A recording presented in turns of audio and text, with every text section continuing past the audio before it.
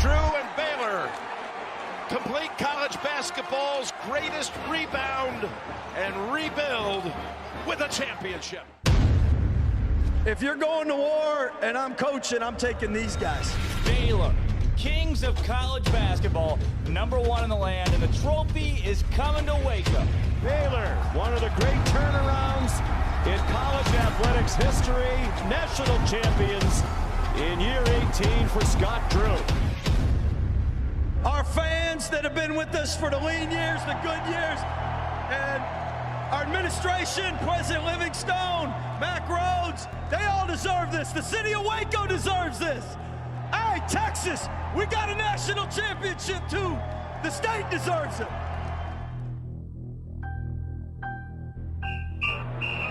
Did I stutter? He has time, launches it to the end zone. Touchdown! Terrence Williams! But they are who we thought they were, and we let them off the hook. The 2011 winner of the Heisman Trophy is Robert Griffin III, RG3! Welcome to Up Tempo on SicEm365 Radio. Langoliers, base hit to center, and the Baylor Bears win their first Big 12 tournament championship. Their fat little girlfriends are telling them what they want to hear, which is how great you are. I'm a man. I'm 40. Call us on the Impact Health Labs caller line at 254-339-1122. Hello? You play to win the game. Yep, just ready for OU. You can't handle the truth. Here's Drake Toll.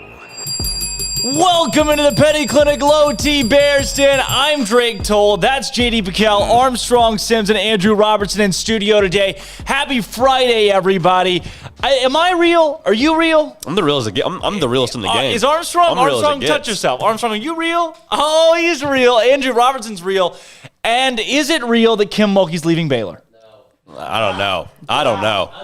That was we came in hot off the press. Right. The conversation the title of the show. Before. Okay, I wasn't aware of that. The conversation going into today, like going live, was, hey, can we talk about this? Because we don't know what's real, what's not real. We don't know if we're real. So is she leaving Baylor? No, I say no. Is this the real life? This is real as it gets, bro. This is as real as it gets. A bunch of real ones in here. Rumors have surfaced that today is today. Hoy es el dia for some of our listeners out there. That Kim Mulkey officially is announced as the head coach of Louisiana State's women's basketball program. Rumor. That has By the way, tweeted. I want to clarify. Who tweeted that? Officially, as in like we think. Right. No, we don't. It could be officially. We think that it could be maybe. Well, okay, the way you said that, possibility. the way you said that, we just sounds broke like it. You just broke that news. No, it didn't, because I said possibly. I'm pretty sure I said possibly. No, you didn't. Officially, You did say that. Today is the day that she could be. Good news though. Ratings are probably going up. Is that I'm down for that. 7,000 people are listening right now. Breaking news, yeah. Pretty sure I just got fired. We have extra good numbers. Again, if this is what gets us fired, rumored. If this is what gets us fired, then like people don't watch the show enough, because there's been way more grounds for us getting fired than us saying Kim Mulkey's going to LSU. That's a good point. Like a particular coach from the Syracuse region being one. From New York. From the Finger Lakes region, upstate New York. Yeah. We're not going to name where. Right. It's just a very complicated last name. Yeah. But that is a big topic today. In the wake of us wanting to talk about the spring game and like, oh yeah, no, football's coming up. Or is it? Because I don't know what is real at this point. Kim Mulkey, after almost 2 decades at Baylor, 3 national championships, the queen of college basketball. She's the queen of women's college basketball. She's the queen of college basketball. Yeah. Might not be on Baylor's sidelines next season. You talk about Mount Rushmore, it's really her, Gino, and Pat. Muffet McGraw, Pat Summit. Probably. I'm Sonia Hogue's up there probably. I mean, I want to get your take on this, because I think it's a lot right now, just opinion, speculation. Why would it make sense? Because I'm genuinely asking as a fan, why does it make sense for her to leave Baylor? Because in my mind, and I think a lot of Baylor fans' minds, like you said, she runs Waco. Like, she's the queen of college basketball, especially queen of Baylor women's basketball. Why would she leave a place like Baylor? So I think we've had this conversation too, and it's kind of a touchy subject, but it's Kim Mulkey has been the biggest show in town for the last literally 15 years, 2 decades. She has put a national championship product on the floor. She won one in 2005. So you think about the championship then where she won her first. That was a year removed from Baylor tennis winning their first national championship. That was the first championship in Baylor athletics history. So Kim Mulkey kind of jumped on the scene pretty emphatically. She really jumped on the scene being a Baylor head coach. 07, I think I'm missing it. 07 was is the year that she won her first, I believe. And so with that championship victory, Kim Mulkey and company became the biggest show in town. It was Baylor women's basketball that was king in Waco and at Baylor. But now with the men's basketball team winning, and there's speculation that she was not a part of the arena process, that I think Kim Mulkey feels undervalued right now. Interesting. Because in my mind, I'm thinking if I'm Kim Mulkey, our men's team wins a national championship. It was 2005. I'm sorry. No, you're good. I mean, I'm thinking if the men's team wins a national championship, good for all of us. Like, we all win. Everybody, the Baylor brand gets bolstered. Basketball becomes a bigger thing as a whole in Waco. Like, I don't see why she would want to pivot. I get she's from Louisiana, so maybe that's like, hey, I want to come home and be closer to family. But, I mean, Texas isn't that far from Louisiana. I mean, what's the drive time? Like 7 hours? I know she's probably not driving any time to Louisiana. Like, It's kind of the same thing. Like, why, if you're Nick Saban, why do you leave Alabama? You don't have to. She's going to get a statue. We talked about it being Drew Mulkey Arena. So I understand the desire to be closer to home. I don't know. I don't know her well enough to say it's an issue for her to not be the biggest show in town. Because, again, I'm just thinking, doesn't everybody win when your school does well? Like, doesn't everybody win when the basketball program, men's or women's, does well? Technically, yes. And the women's program does lose money, but that's anywhere you go. Anywhere you go, it's going to lose money.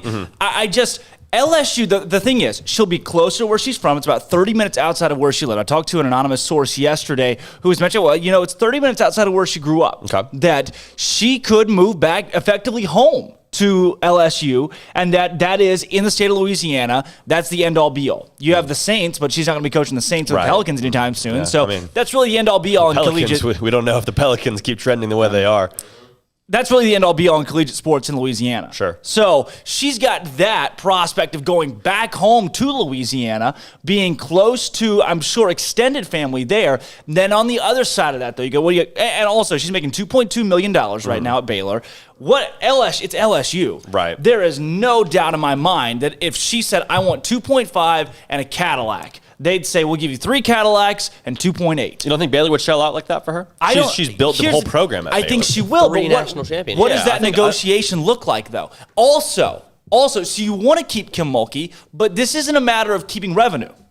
Right. Yeah. This isn't a matter of keeping revenue. It's not a money business. How much revenue do you think the school gets through the exposure through winning 3 women's national championships? I would say that kind of pays for itself. And from a logistics standpoint, I don't understand. I mean, I guess if you just look at how she's going to go home, that's great. But LSU women's basketball is not a good program. Neither was Baylor. Baylor wasn't good either when she came here. But now she built it. Yeah. She built it within 3 or 4 years. Right, but is she really going to want to invest all that time into a program like LSU? You don't have to anymore. Why is that? Transfer portal. That was my next question. How many does Baylor lose if she goes to LSU? Does the whole Baylor roster say, okay, got a one-time waiver with this new rule? We're going to go play at LSU. I really agree with you, though. I think logistically, it's less about money, but also it's less about money. You're losing, you're still losing money at women's basketball, but I would almost guarantee that Baylor women's basketball loses less money than the majority of programs. I think Baylor's become a brand. Baylor's a brand and a name in women's college basketball that's going to stand the test of time. When you think about elite women's college basketball programs, you think Baylor. Yeah. But Baylor and Kim Mulkey are synonymous. So if Kim goes to LSU, she'll have that same, that's Kim Mulkey. See, Baylor, you think about it. Baylor has a brand of women's college basketball. That brand does not exist without Kim Mulkey. Right. Those two are mutually inclusive. Without Kim Mulkey, there is no Baylor women's basketball being great at basketball. She's what built the program. So when her name leaves, you get the chance to play for a coach like Kim Mulkey. Yeah. My question would then be, she's built this program up. Does the whole program fall drastically when she leaves, or does it kind of stay a little bit built, and then if you get the now I'm in recovery. Yeah, that's a good question. We lose Kim Mulkey. can we bring someone in and not just like completely stink the first year? I think the brand's still there. I think you don't lose all of your players. I think some people probably still stick around. They still like Baylor. They still want to stay around the university. So I think you still have a solid base of players. How much? Who's really to say? I mean, do we lose any? Who knows? I mean, Baylor's a great place to be. Yeah, and I mean, Kim Mulkey, man. It's the name of Kim Mulkey that folks are going to want to go with her. There are players going to transfer for her from different colleges, players that will transfer with her from Baylor because she's got that kind of relationship with them. So what scares me is that if she leaves, I do believe that Baylor's gutted when it comes to staff. Yeah. When it comes to players, I mean, the loyalty is, for I think the most part, to Kim Mulkey, more so than it is the school. I mean, she is a brand within herself. Kim Mulkey is. So I think that becomes a major issue if she leaves the university. On the other side of that, I know I mentioned her family being in Louisiana, extended family, LSU. I don't think LSU is a dream job for her. No. She didn't grow up. She was at Louisiana Tech, which is in Ruston. She's not growing up in Ruston like, man, I'm going to go off to LSU. That's not her dream. I mean, that's not her alma mater. Right. Close to home, but no, she went to Ruston and won a championship there in Ruston. Here's the example. Oh, sorry, go ahead. So I think she's got family, extended family. LSU's got the money. They can put up with they have better facilities. They have better facilities, although Baylor's building a new arena. But the problem is that she wasn't included in the building of the arena or in the plans, and that's where she's upset and feels undervalued. Along with that, though, she's got a grandkid on the way.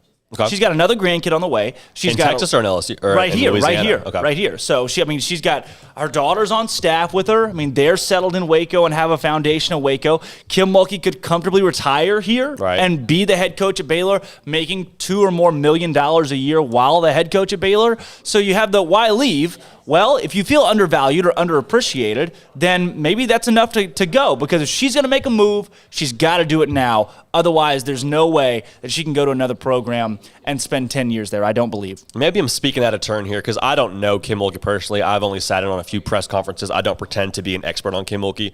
Does that not feel a little bit sensitive in some sense? Does that not feel like, okay. What do you mean?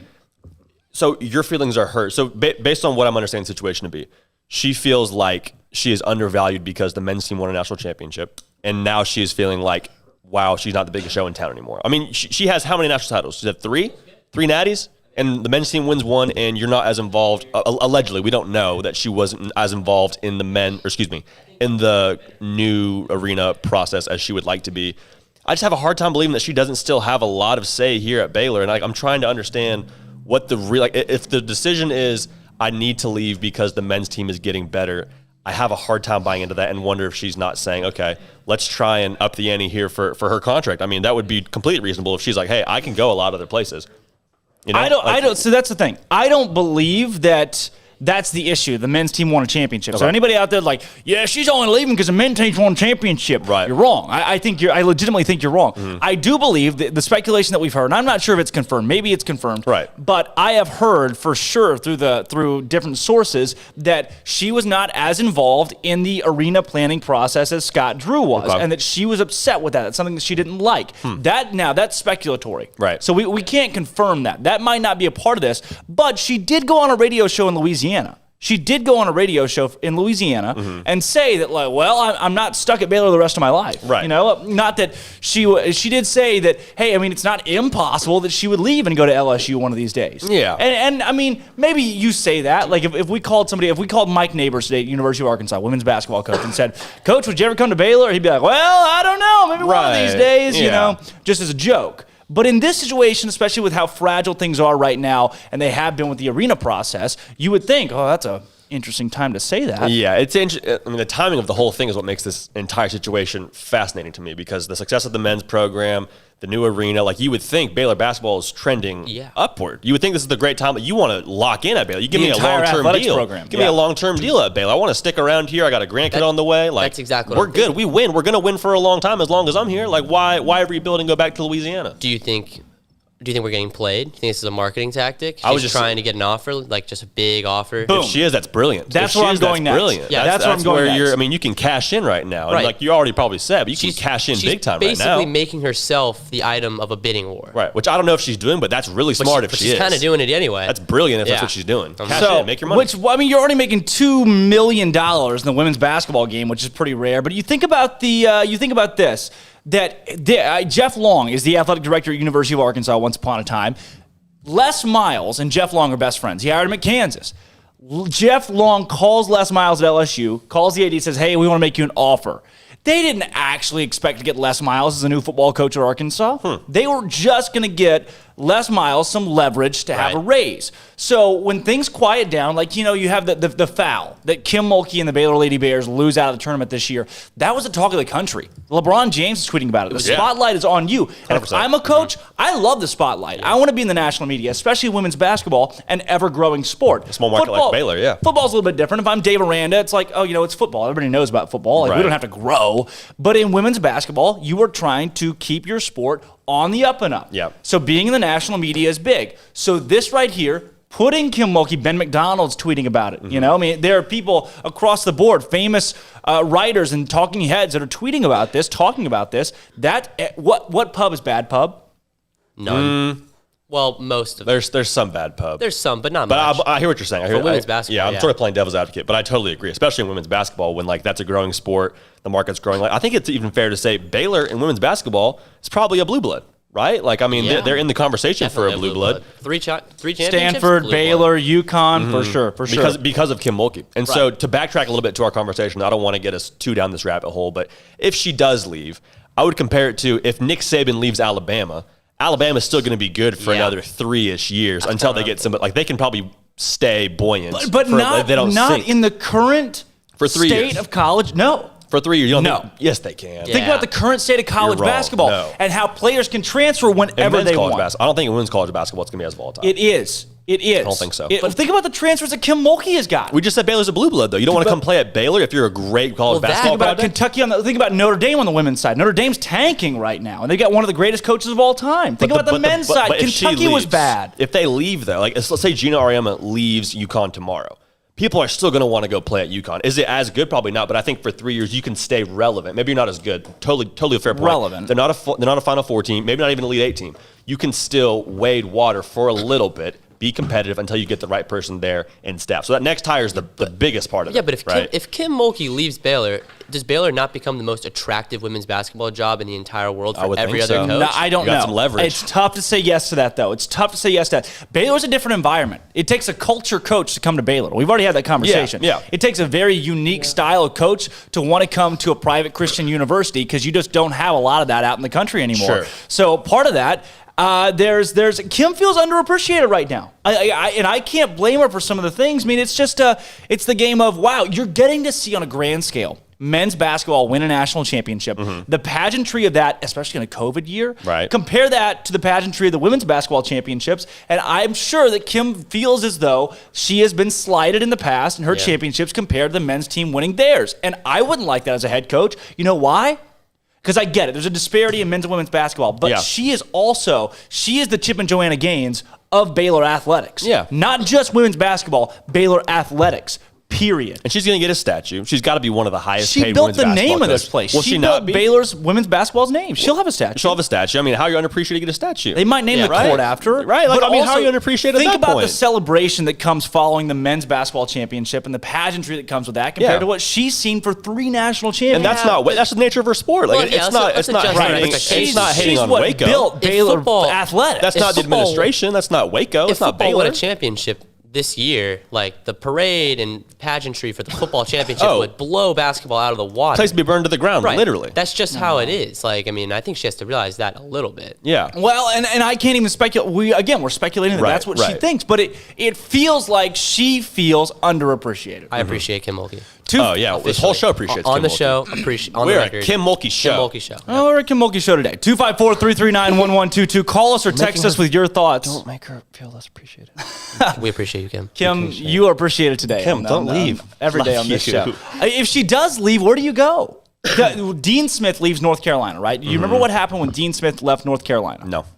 Okay, North Carolina goes through 2 head coaches between Dean Smith and Roy Williams. Okay. And those 6 years, there were 6 buffer years in which it really wasn't very good. Those 6 years weren't very good. Baylor, there's no way. There's just not a way, unless you get like a Kevin Ollie situation at UConn, that a coach can come in and win a championship right away. Dean Smith retired, though. It's totally different.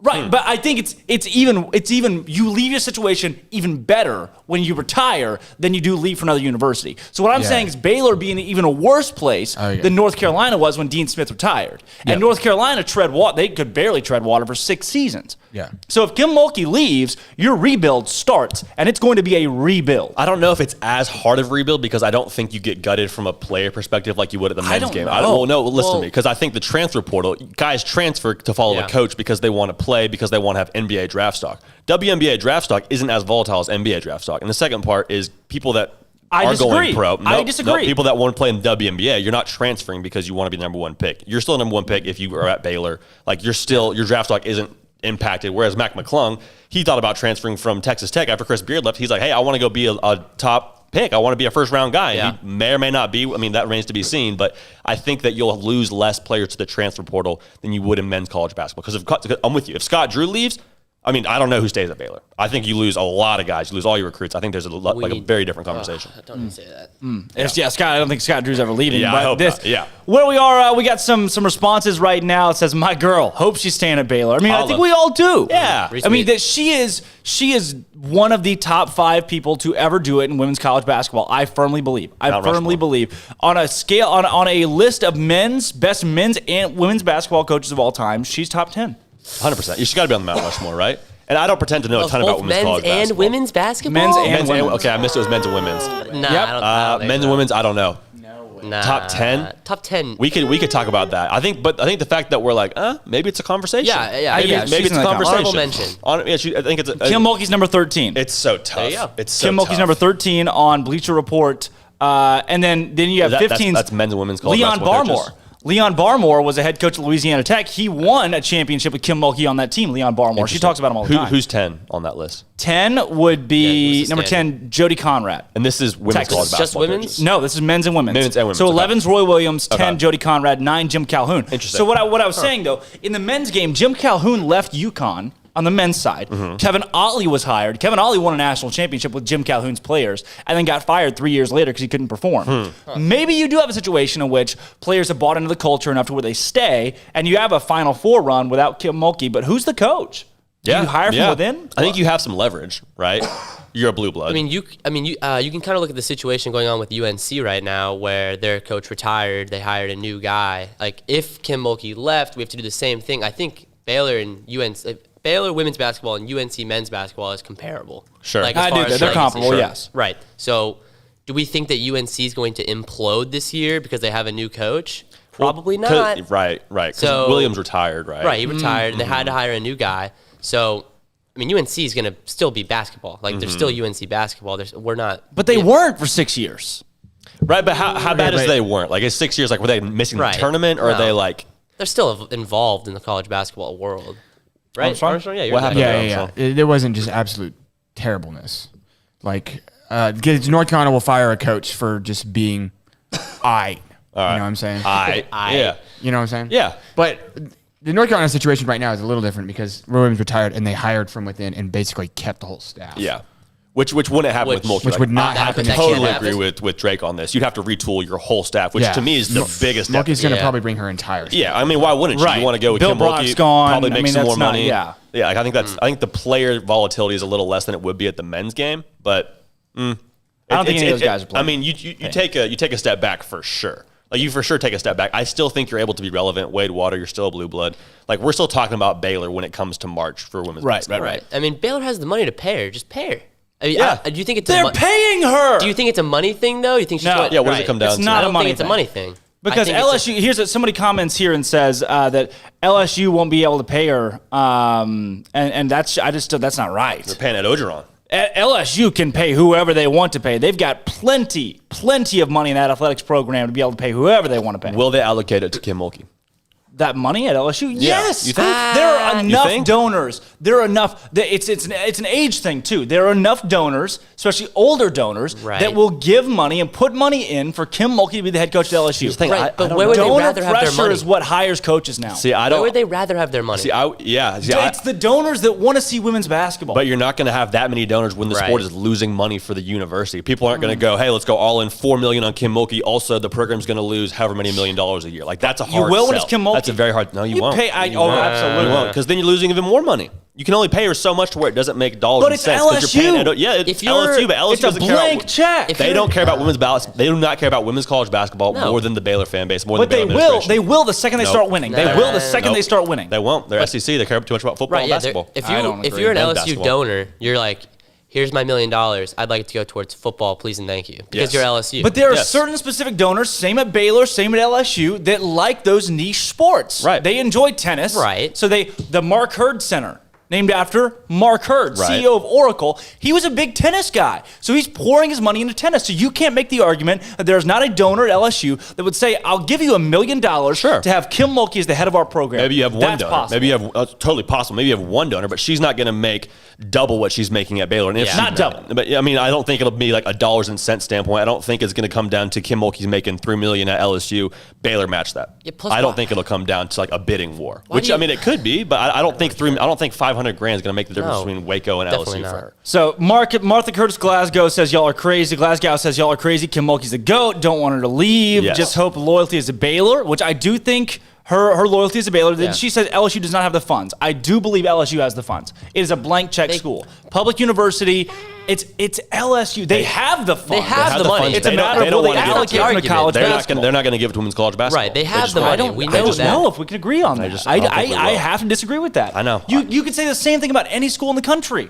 But I think that there are niche donors. There are niche donors that will pour money into whatever sport they want to see be successful. And Kim Mulkey's a name that niche donors will pour money into to get. I don't think she's that big of a name. I don't think there's that many at LSU though. I really don't. I don't think there's a school outside of Tennessee. You know how many people support LSU? A lot, but do you know how many people especially support in LSU comparison women's to Baylor. basketball? Oh, Not very, a lot. No, in comparison to Baylor, too. You're Do you know wrong. why? Do you know why? No, you're wrong. Because Baylor is one of 15 colleges in the local area that people support.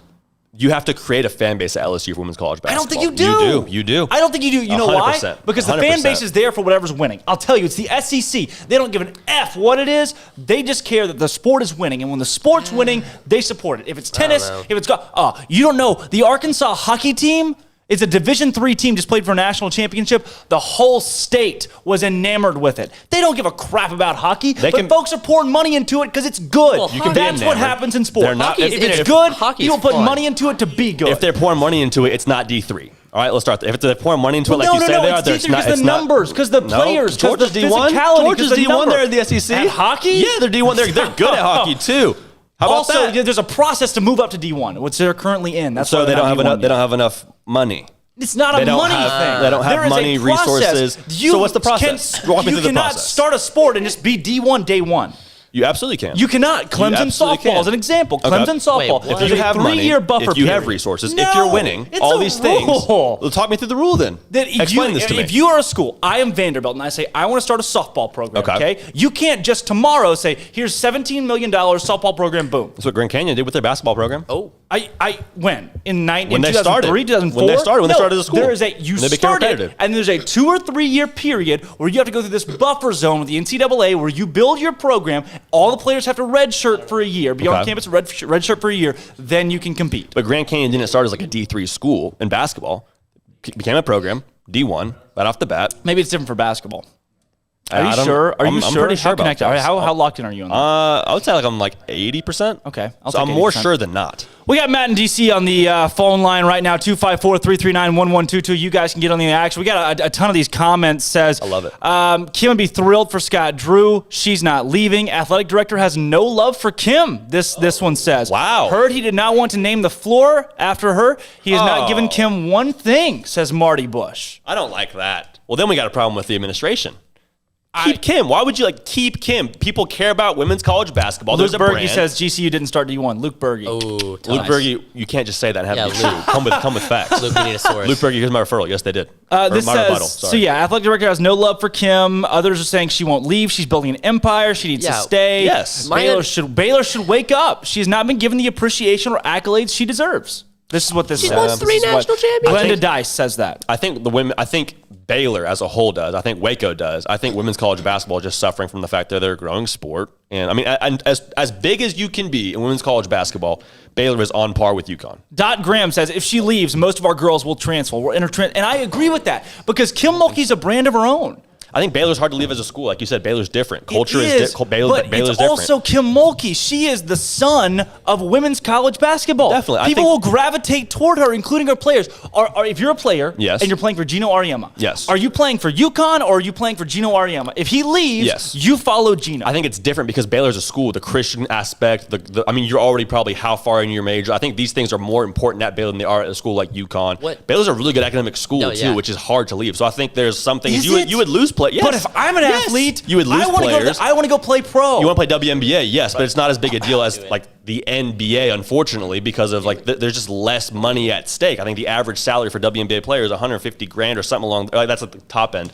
Which I'm not trying to bash women's college basketball or women's basketball as a whole. I'm just saying you're not as worried about going pro as you are about, hey, I'm at a good school. A school cares about what I care about. I'm going to stay at Baylor. So Stanford and Baylor. Stanford. Look at that. You don't transfer from those schools. UConn. You don't really transfer from those. Those are all academic universities. This says Pam Compton. AD should understand that Baylor women's fans are Kim fans. If she leaves, the fans will too. I really hope she's not entertaining the idea of leaving the program she built from the ground up. It is Kim's program. I think that's right. What I don't understand is if you win 3 national championships, it's not like she won 3 back-to-back. These are maintained success championships that are over a period of 15 years, 3 championships. She's always going to the Final Four. What if you've built that kind of program? How can you just abandon it? I don't understand. I don't see the thought process with that. Because you can build it anywhere now with the transfer portal. Can you? Yes. Not women's college basketball. And the brand of LSU is bigger than the brand of Baylor in general in athletics. That's such a risk to take because if you're Kim Mulkey, you have a good thing going. Are you going to be like? Yeah, but you're going to be like, oh, I'm just going to. There's no way Kim doesn't succeed, though. It's a calculated risk. Okay. There's no way Kim doesn't succeed. It'll take more time. And we're going to see. I don't think the transfer portal is as big in women's college basketball. Chris Beard. Let me He went finish. to a championship in year 3 at Texas Tech. Men's college basketball, very different than women's college basketball. Transfer portal. Very different. Women's college basketball, you can't just take over. I mean, some players do. Why? Paige Becker What's your backing? What's the play of the game? The way it is, you don't see one person just take over the whole game. What I was going to say was, terms of Sabrina Ionescu, have you watched women's basketball? Not a lot. Sabrina Ionescu, Brittany Griner, not a lot. Brittany Griner's a once. Okay, Sabrina Ionescu and Brittany Griner are the same. Those are once in generational players. No, they're not. Yes, they are. They happen every other year. They are. Okay, depth is so much. True or false? Depth is more important in women's college basketball than men's college basketball. True. I would say false. You say false. Yeah, look, Kim Mulkey plays 7 girls. Yes, that's my point. Scott Drew plays 8. They were national champions. They were national champions. That's different. And Baylor could have won a national championship. You're not answering the question I'm asking you. Is depth more important? It is more of a team sport. It is more of a team sport in women's college basketball than it is in men's college basketball. You can have one guy go for 40. You don't see people go for 40 that often in women's college basketball. That's not true. Point. Chelsea Dungy at Arkansas averaged 34. Let me finish. My point. You're not going to have a mass exodus, I don't believe, of players from the transfer portal. So with the transfer market being less hot in women's college basketball, there will be a 1 to 2 year period where Baylor is going to be kind of on the chopping block like, hey, we're going to have excitement for 1 to 2 years. You got to capitalize on that 1 to 2 years if she does leave to maintain the prowess of Baylor, the Blue Blood, because all that will leave very quickly if they don't find the right person. But nobody wants to follow up the Hall of Fame coach. No, nobody does. That's the toughest job in the world, to follow up the Hall of Fame coach. But they want to coach at Baylor. You want to come to Baylor. I think it will be a matter of Baylor saying yes to who they want than someone saying yes to Baylor. If it's a blue blood, I think they'll have more resources than your average program. But that's just tough. That's a tough situation to walk into. No legendary coach. Listen to this. This is truth. No legendary coach wants to follow up another legendary coach. Period. Yeah. That's true. Period. That's true. I don't think you go out and get a Gino Auriemma. Yeah. You're not going to go out and get a Gino Auriemma. Right. You're not going to get a Muffet McGraw. No. Who are you going to get? You get whoever the Scott Drew is of women's college basketball. The Scott Drew of 18 years ago, you go find him and say, hey, this is going to be a project. We got a lot of resources. We're going to believe in you. You're going to have a lot of backing that you wouldn't have it wherever you came from. Go and build a program. We have a lot here built out for you. Don't mess it up, kid. It's just tough. Yeah. Gosh, it's tough to replace the legend. I don't know how you're going to. I firmly believe, someone says it here, if Kim goes, half the players are gone. And that's the truth, because it's the same transfer portal as the men's side. They're not transferring necessarily because of draft stock. They're transferring because of Kim. They would transfer because Kim's gone or to play for Kim. So there's a couple other. So Luke Berge says Roy Williams to Bill Self. That's Roy Williams to Bill Self is a good comparison of a legend to a legend. But who was Bill Self before that job? He was an assistant, I believe, right? Oh, Armstrong's shaking his head, the UNC guy. So right here, this one says, in response to Marty Bush, who had mentioned the AD doesn't support her. Matt and DC, I see you. I'm sorry. We're rolling now. We're going after it. He says, I would like to disagree with Marty Bush. I don't believe that. It says, I've always heard that Mack Rhoades said he would take care of Kim. She always thanks him and other administration anytime she wins something. I don't think that's the case at all. And then there's Lauren Ferguson. The first comment past that says, Mack Rhoades has never cared for Kim Mulkey. And it's obvious to everyone that Coach Mulkey has held on for years with Rhoades not caring for her. I believe she has more class than to quit over the issue. She's made women's basketball and pay her plus build new basketball arena on campus. She wants it on campus. Okay, Trey McKinney, Gene Smith to Roy Williams is not how that went. There was a 6-year period in between. There were 2 head coaches that didn't work out. That's how it goes. Legend doesn't follow legend. Here comes Armstrong. Well, the coach right after Gene Smith was Bill Guthridge, who was his assistant, who very much did work out. He went to 2 Final Fours in his 3 years. He did go to Final Four as an 11 seed, an 8 seed, or 11 seed. So it didn't. But he went to 2 Final Fours, right? And then had Vince Carter and Antoine Jamison on his team. Antoine Jamison, of course, won National Player of the Year his first year, but he retired. And then it went to Matt Doherty, who was terrible for 3 years. And then it went to Roy Williams. So it only tread water for 3 years. Buffer years. 6 buffer years, 3 tread Yeah, waters. I mean, you're never. Right. That's the point. Okay, well, before we get to that, I don't want to lose my point right here because I don't want to give the wrong impression. Okay. Because Eddie Middlebrook said Mac doesn't bow down to Kim. Big difference between not bowing down and not caring. So I do want to say, based on these comments, those are not views that we share here. So based on these comments, I disagree. I think Mack Rhoades appreciates Kim Mulkey. Maybe it's not shown in the public's eye, but I can guarantee you that Mack, there's no reason for Mack not to appreciate having Kim on staff. Mack has Kim on staff for a reason, and they take care of her. How many other women's coaches are making $2.2 million a year? Probably none. Gino? Like how many? Yeah, maybe 3. 1 or 2. No more than 4. No more than 4 or 5. So Mack's taking care of Kim. Mack likes Kim. If you're an athletic director, you'd be silly goose to not want Kim here. I totally agree. I think you should keep her. Why would you not keep her? Do everything you can to keep her. So those are saying that she feels underappreciated. I do believe there are ways in which the Baylor Nation in general, maybe the administration, could be more cognizant of Kim and what she wants because she built Baylor athletics. Yeah. Not just the women's basketball program. She built who had a national championship before Kim Mulkey? Right, but who knew about that? A lot of different things have to happen to build a whole program. She did not build the athletic program. No. She is the first person to turn Baylor into a national brand in any sport. Here's my question for you, Drake. Why is it not true? Hold on one second. They went to the Fiesta Do you know Kim Mulkey won a national championship in 2005? And who watched that game? Kim Who watched that game? Kim Mulkey is the first person that turned Baylor University into a national brand in any sport. Yes, but she did not build the athletic program. Those are 2 very different things. She put it on the national scene.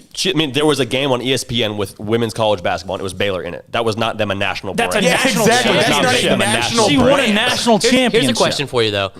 Current LSU head coach Nikki Fargas makes $900,000 a season. Oh, God. It's a nice salary. Is LSU prepared to spend an additional $1.5 million on a salary? Yes. I don't think so. No. That's a lot of money allocation. Kim Mulkey's assistant coaches make a lot of money. money. Niche donors, baby. I want to get to this. They want Kim Mulkey.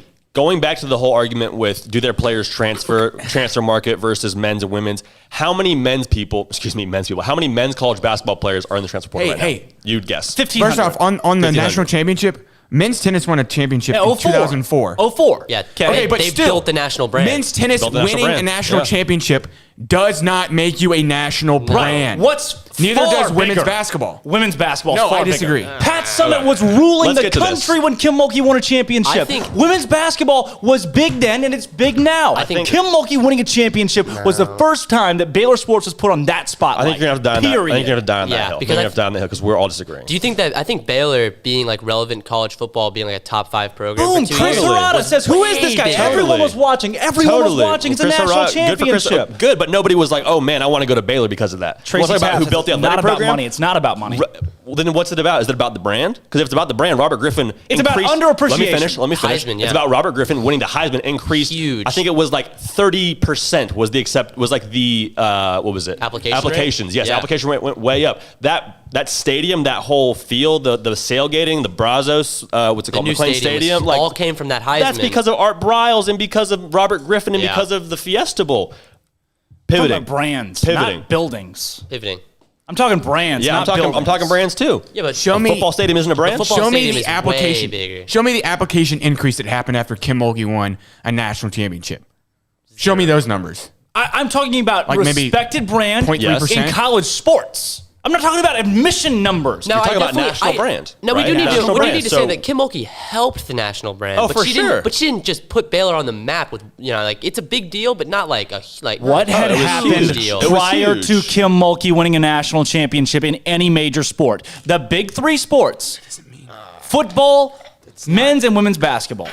I don't know. What I don't know if what women's had happened basketball prior to is that? number College 3. World Series. would be- I don't know if women's basketball is number 3. I think baseball is I don't- number I don't 3. think it is. Women's College basketball is World above Series baseball. would be huge for Baylor.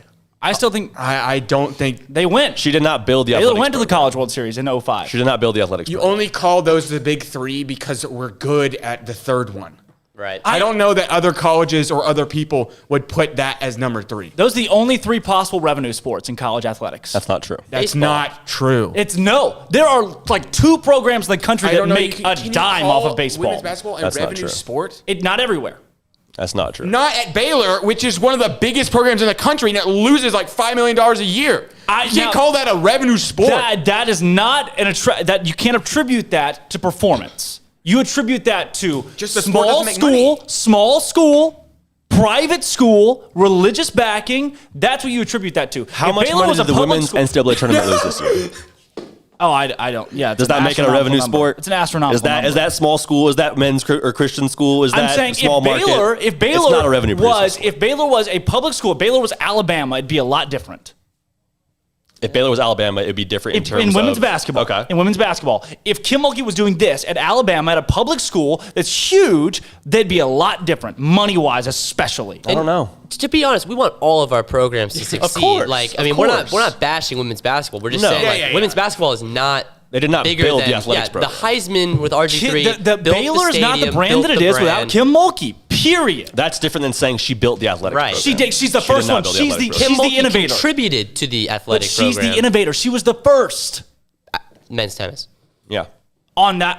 You think the men's tennis team? You think that game was on ESPN? No, but I think men's tennis It in was 2004 televised. and women's basketball think it in was? 2005 It was a national are stage, yeah. very You think it was? was? I bet it was. You think it was? I've We'd have said to look that it up. 3 Do we, times. do I we bet it think was. that women's basketball has grown in popularity since 2005? I think women's basketball in 2005 Since the was 90s. right, but 2005 women's basketball was small. Have you no clue who Pat Summitt is? I know who Pat Summitt is. She's the innovator of the sport I don't in even know. general. Did Tennessee make money? Oh, then think? I don't know it. I'd have to Google it. I bet don't they have time to didn't. Google I bet they it. didn't. They're a big bet SEC they school. did. I bet they didn't. I bet they did. I want to drop this mic right here. Okay. How many people for men's college basketball are in the transfer portal? Guesses. I thought, D1. D1. Okay. 1,500.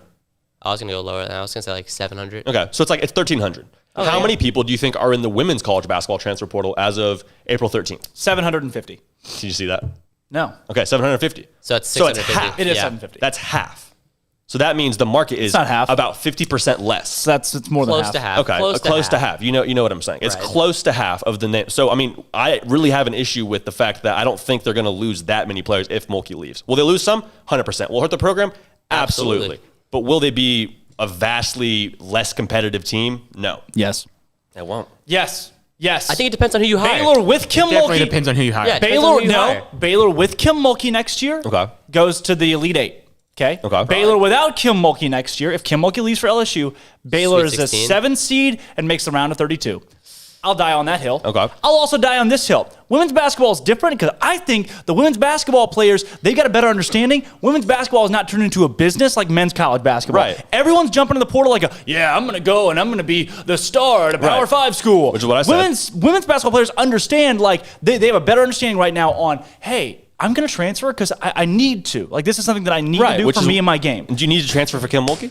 Yes. Oh, yes, because Kim Why? Mulkey's Why? brand If they're is not going bigger. pro, then why do they transfer? Because I firmly believe that Kim Mulkey's brand is bigger than Baylor women's basketball brand, and the reason why is because without Kim Mulkey's brand, there is no Baylor women's basketball brand. So why does that I matter do to current believe the players players to will leave transfer? to play for Kim Mulkey before they will play for Baylor women's basketball. So you're saying they would transfer for Kim is the Mulkey's brand when they're not going to play pro? Kim Mulkey. So they need to do what's best for them by going to play for her brand. Yes. I How- want why? to play If for an they- elite coach. why- I want to play right. for an elite coach, a But great why, coach. Well, why does that matter if they're not going pro? The argument is collapsing. Why wouldn't they go itself. pro? You're just saying they're not thinking I'm going to go be a big-time pro. player at a Power 5 school and go pro and all this. So, like, professional basketball isn't, like, the driving factor. Well, it is. Playing for, So you're saying transfer portal-wise? Yes. Okay. I'm saying you want to play for Kim Mulkey. You want to play for a competitive basketball coach that's one of the greatest. I can buy that. You don't lose your starting 5 though. I can buy that. I don't know. I don't think we can say that. With a huge column of your arguments resting on the fact that you think that Kim Mulkey leaving, like Baylor still becomes the most attractive hiring spot for every women's college basketball coach in the nation. We're still going to be good. We're I don't know. I want to say that, but it's tough to say that. I think it's tough to say that. What program in the nation supports women's basketball more than Baylor University? UConn, Stanford, easily. maybe. Stanford, maybe. Tennessee, still Okay. Kentucky. No. Yes. Kentucky. Do you know why? Oh my gosh. Do you know why? You don't know the sport then. Do you know why? They have more students, plenty more students, a huge alumni pool, and they're a state school. Okay. State schools in general have more support for their athletic departments. But That's not women's just how college the game basketball. goes. But not yes, women's college basketball. No, if that was the case, then they LSU's support head coach is teams making that more are than $900 good. grand. They just want to support teams that are good. You're saying okay. So I made the Arkansas hockey by case. that logic, then Baylor wouldn't even be the best program because other schools have way more money. Then why isn't Texas women's basketball better? Then why is the LSU paying their coach more than $900 grand? Because Then money. Then why isn't Texas football better? A lot of people, big school, big student body, a lot of money to the athletic department. Those are all the things that you just said are important for a team, for a school to support the women's basketball program, right? Right.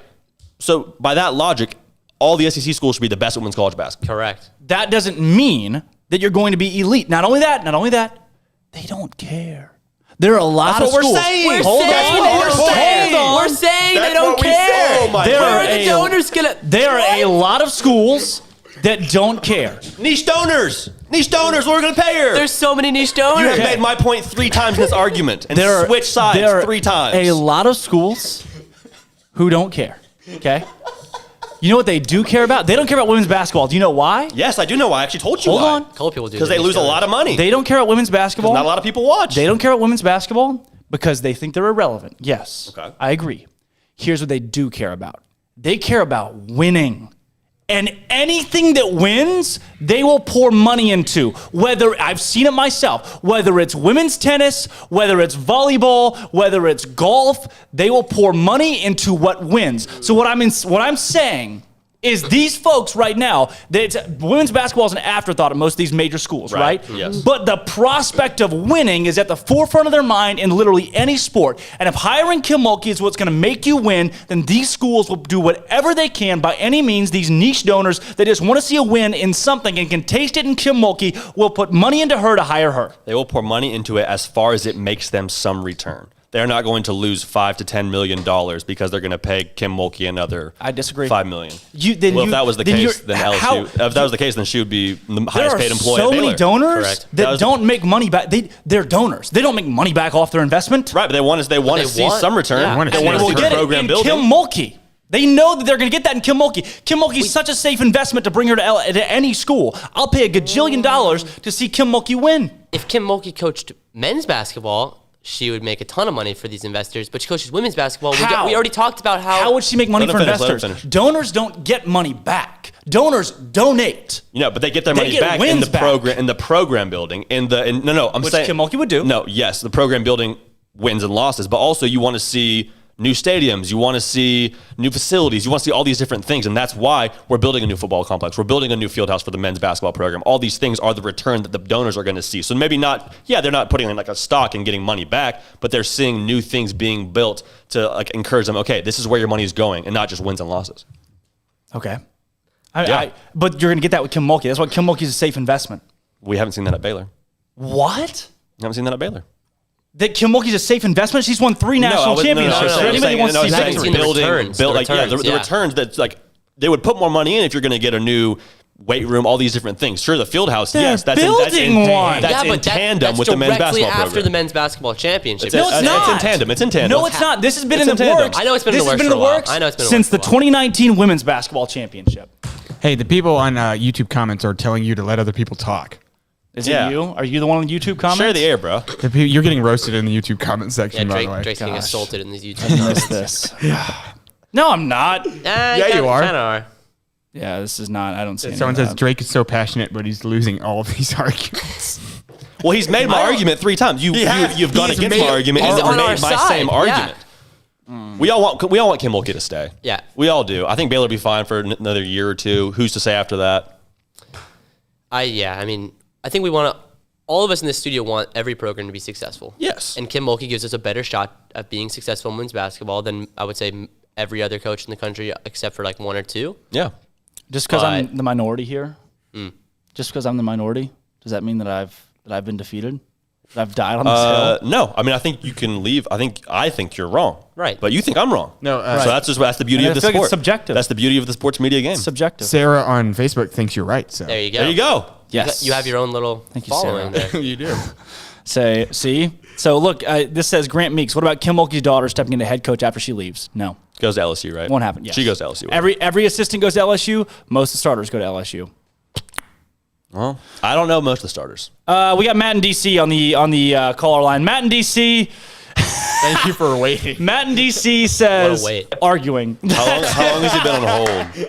Matt, what's going on? Matt's probably been on hold for 25 minutes. I actually hung up 5 minutes ago and called back because I was waiting for y'all to stop yelling about a sport that doesn't build things. Okay. Dang. There's an arena coming. Mic drop. Dang. And the arena was in the works before the men's basketball championship. Because obviously, if Kim Mulkey had won 10 straight NCAA tournaments, that would make us want to build a new arena for them because we're building the arena for the men's team. All right, that's a fact. Dang. But the money from the men's arena team. came That is a fact. With the money from the men's team. Hold on. The arena was in the plans in 2019 after the women's won a championship. And more revenue. That is a fact. No, that's not Drake. Just because they were planning to build it in 2019 doesn't mean it was only for the women's basketball. I agree with that. I agree. The men's basketball program has been good for a while. The arena is not based off the men's basketball program winning a national championship this last year. No, but it's based off they want to make money. And they're going to make money through the men's basketball team way more than the women's. Sorry, go ahead. No, let me just preface this. I love women's basketball. I'm a big Kim Mulkey fan. All right, being a diehard Baylor fan, I became a giant women's basketball fan because it was all that we had to win. But I was a giant Baylor fan in 2005, and as Drake, I'm sorry, but the impact of the national championships women does not have the same impact. If you removed, I agree. Let's just say there was never a women's basketball program at Baylor, and we still had the same athletic history we do now. The brand would be the exact same because the women's basketball does not build a national brand. All right. No one cared about Baylor sports nationwide. I disagree. Art Browse football team. All right. I'm sorry. Just the fact that it means I love women's college basketball. It doesn't have the same impact. Disagree. You know, Kim Mulkey could win 10 straight national titles. All right. And it still will not have the impact as a men's going to a Final Four. And that is a fact. Okay. If the men had just gone to a Final Four, it'd have a bigger impact in donations, attendance, everything. We didn't even need to win the national title. Once we got to the Final Four, that just skyrocketed the brand even further because it carries more weight. More people watch, and it's just the way it is. And if she's mad about that, I'm sorry, but it's just the fact that the men's basketball is always going to be a bigger deal to everybody. I will disagree because UConn, if I say UConn athletics, it is synonymous with women's basketball. Women's basketball can be a sport that builds an athletic program, and I will die on that hill. Not Texas. Not in Texas. You're talking about UConn. Connecticut, Northeast. You're talking about the state of Texas. You want to build a brand, it's got to be football first, men's basketball second. And men's basketball is not even close second to probably NBA or anything. All right? Okay, let's talk dollars and cents. Let's not get it twisted. They are paying for this new stadium from the revenue that the men's college basketball team was able to produce, not because of what Kim Mulkey was able to do. Should that then discount the women's program? No, it shouldn't, but I think it's just a reality. Should Kim Mulkey not be in the planning of the arena? It's just a reality. Oh, okay. It's just a reality. I don't know why Kim has gotten so upset. I don't know if here's the thing. There's 3 programs nationally that you're going to have at least 8,000 to 10,000 people show up to your games women. That's Tennessee, UConn, and Baylor. Every other program, if Kim leaves and the players leave, go ahead and transfer anyone else. They'll have about 1,000 people watching you every Tuesday and Saturday. Yeah. Okay, you're going to be riding on buses to games instead of taking an airplane. All right, your locker room's not going to be. You're going to be the intramural sports will probably have practice time over your court before you do. It's just a fact. We have invested so much in this women's program, and if she's upset, I don't know if it's the money or what the deal is, but something's going on behind the scenes. Hey, we'll see. But hey, I hope you stay, Kim. But you know what? We're going to be fine because the men's basketball team is now the top tier program, and it ain't going to change anytime soon. Hey, Matt in DC, thanks for your call. Thank you. And I think we should all say we all like Kim Mulkey. We all like the women's college basketball program. Nobody is rooting against that. Just the reality of it is the dollars and cents are not necessarily adding up to where this has been a pleasant conversation to have about our future. I believe which is unfortunate. A week ago, we literally said the name of the stadium should be Mulkey Drew Arena. And still should be. And still should be. We appreciate everything that Kim's done, and we acknowledge that she has absolutely contributed to our national brand in a way. Absolutely. And in women's basketball, she's built Baylor as a powerhouse in the women's basketball world. But if you're talking about a national brand for the entire college in general, I don't think women's basketball holds as much weight as these men's programs, as winning the Heisman, as being relevant in college football, almost making the playoff, New Year's Six bowls. That stuff just is always going to carry more weight. But we're not saying we don't like Kim Mulkey. We love Kim Mulkey. What I'm saying, I agree that all of this carries more weight.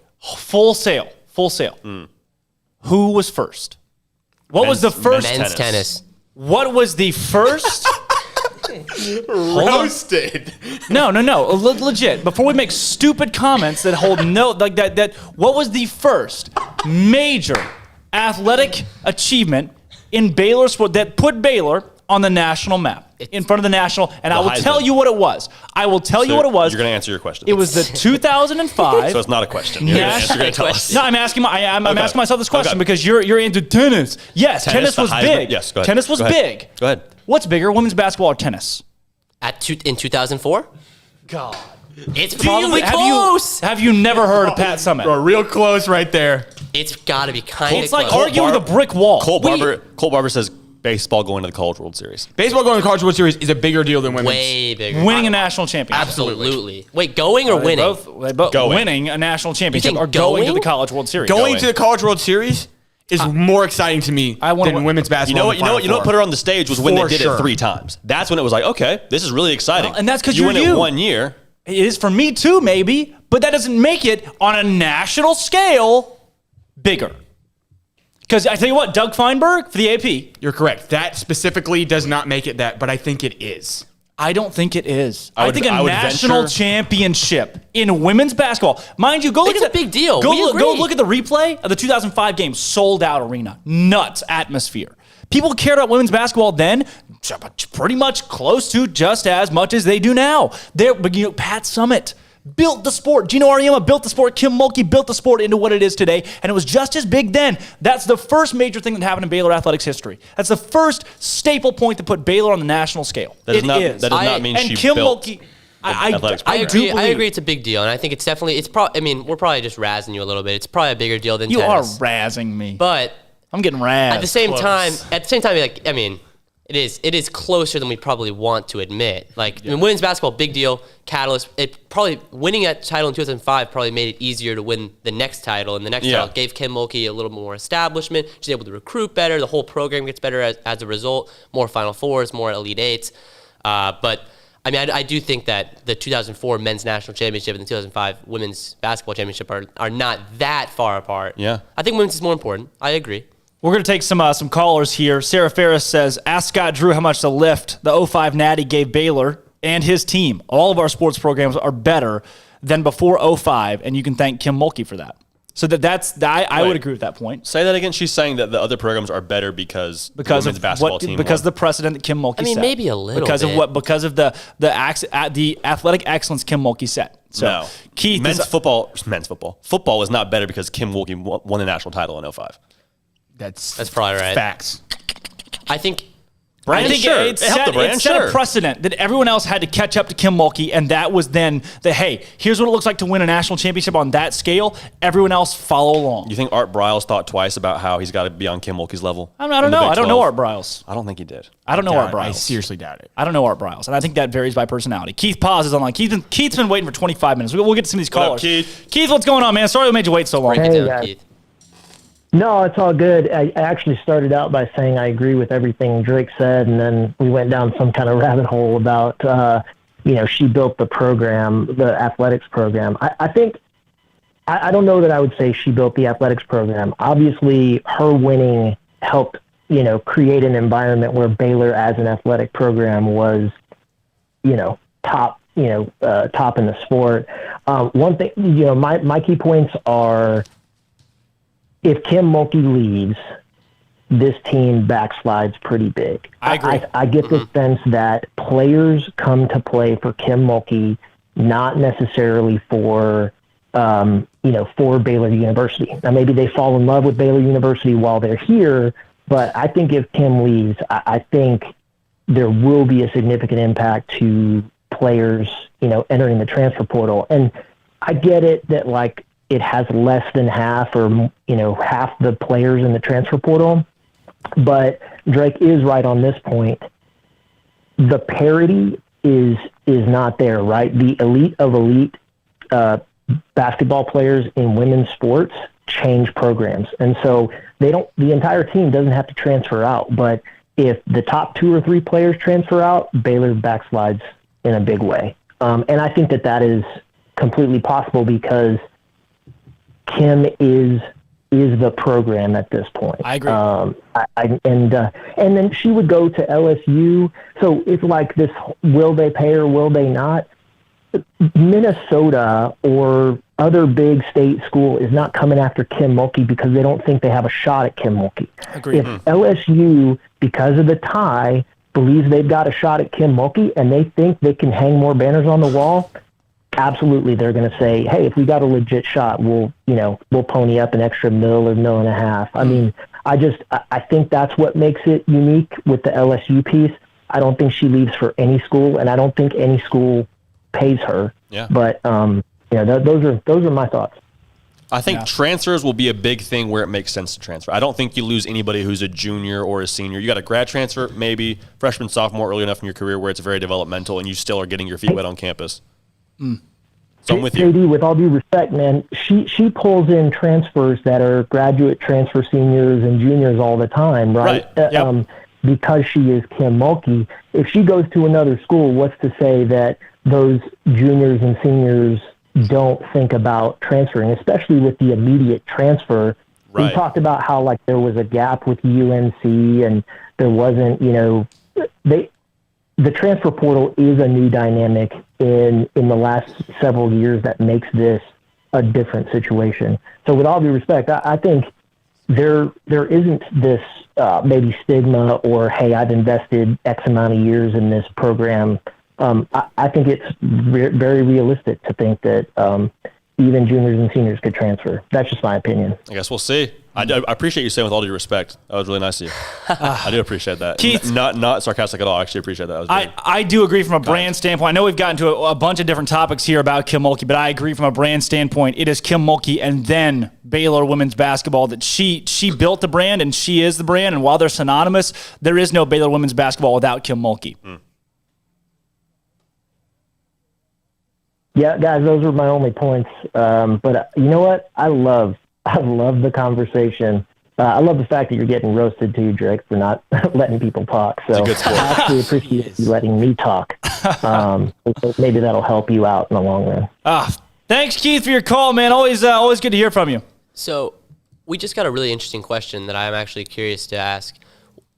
What percentage, give in your head, what chance do you think Kim Mulkey leaves? Give me a percentage point. Wow. 60. I think you say 60? 60. 60% that she leaves. I would say 40.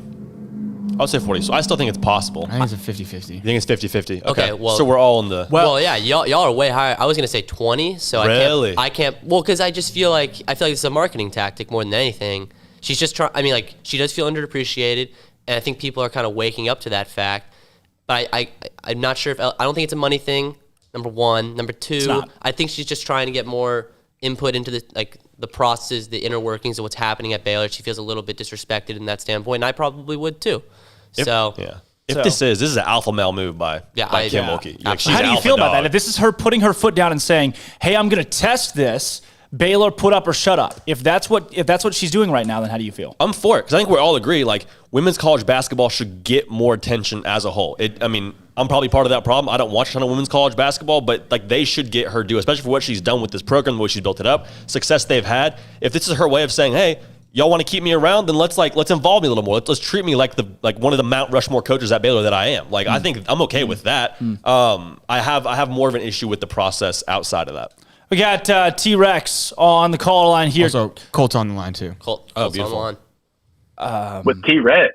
Hey, yeah, Colt, T-Rex, everybody. We've got a full house today. Gang. Hey, T-Rex, can you hear us? Yeah, and if you interrupt me, I'm 3 minutes away from the studio, and I'll come kick the door down. So let me talk. Bring it. I would love that in general. I might just interrupt you on purpose. Also, Philip, if you're out there, Philip, call us back. I saw your call in there. What do you got for us, T-Rex? All right, man. Golly. First off, I give it a 25% chance at best, as it sits, that she leaves. Just realistically speaking, 25% as it sits. I think that the interview, that's what I say about rumors, man. Rumors are rumors, right? They're never, half the time they're all just made up. But at the end of the day, when you keep hearing things, there had to be a source. It came from somewhere. Maybe it was an offhand conversation she had with somebody back home who talked to somebody on a blog, or who knows where it came from. Or maybe it really is just LSU sports media people wanting to stir up a story. Who knows, right? Maybe there's literally nothing to it, but Kim also hasn't come out and said anything herself. Now, maybe she was told not to say anything. To my understanding, Kim doesn't even have an agent. She represents herself. So who knows, right? Who knows? Whatever, right? Right. Here's the deal about investments in the sport and everything else, all right? First off, I love that y'all said 2004 tennis. That just oh my God, that was the greatest response ever. Props to y'all. That was amazing. Thank you, J.D. and I don't even know who's Andrew Robertson. A-Rob. We call him A-Rob. A-Rob. I think that was awesome. Way to go there. All right, so we want to talk realistically. Let's go back to 2005 when all y'all were still in diapers. All right. Diapers.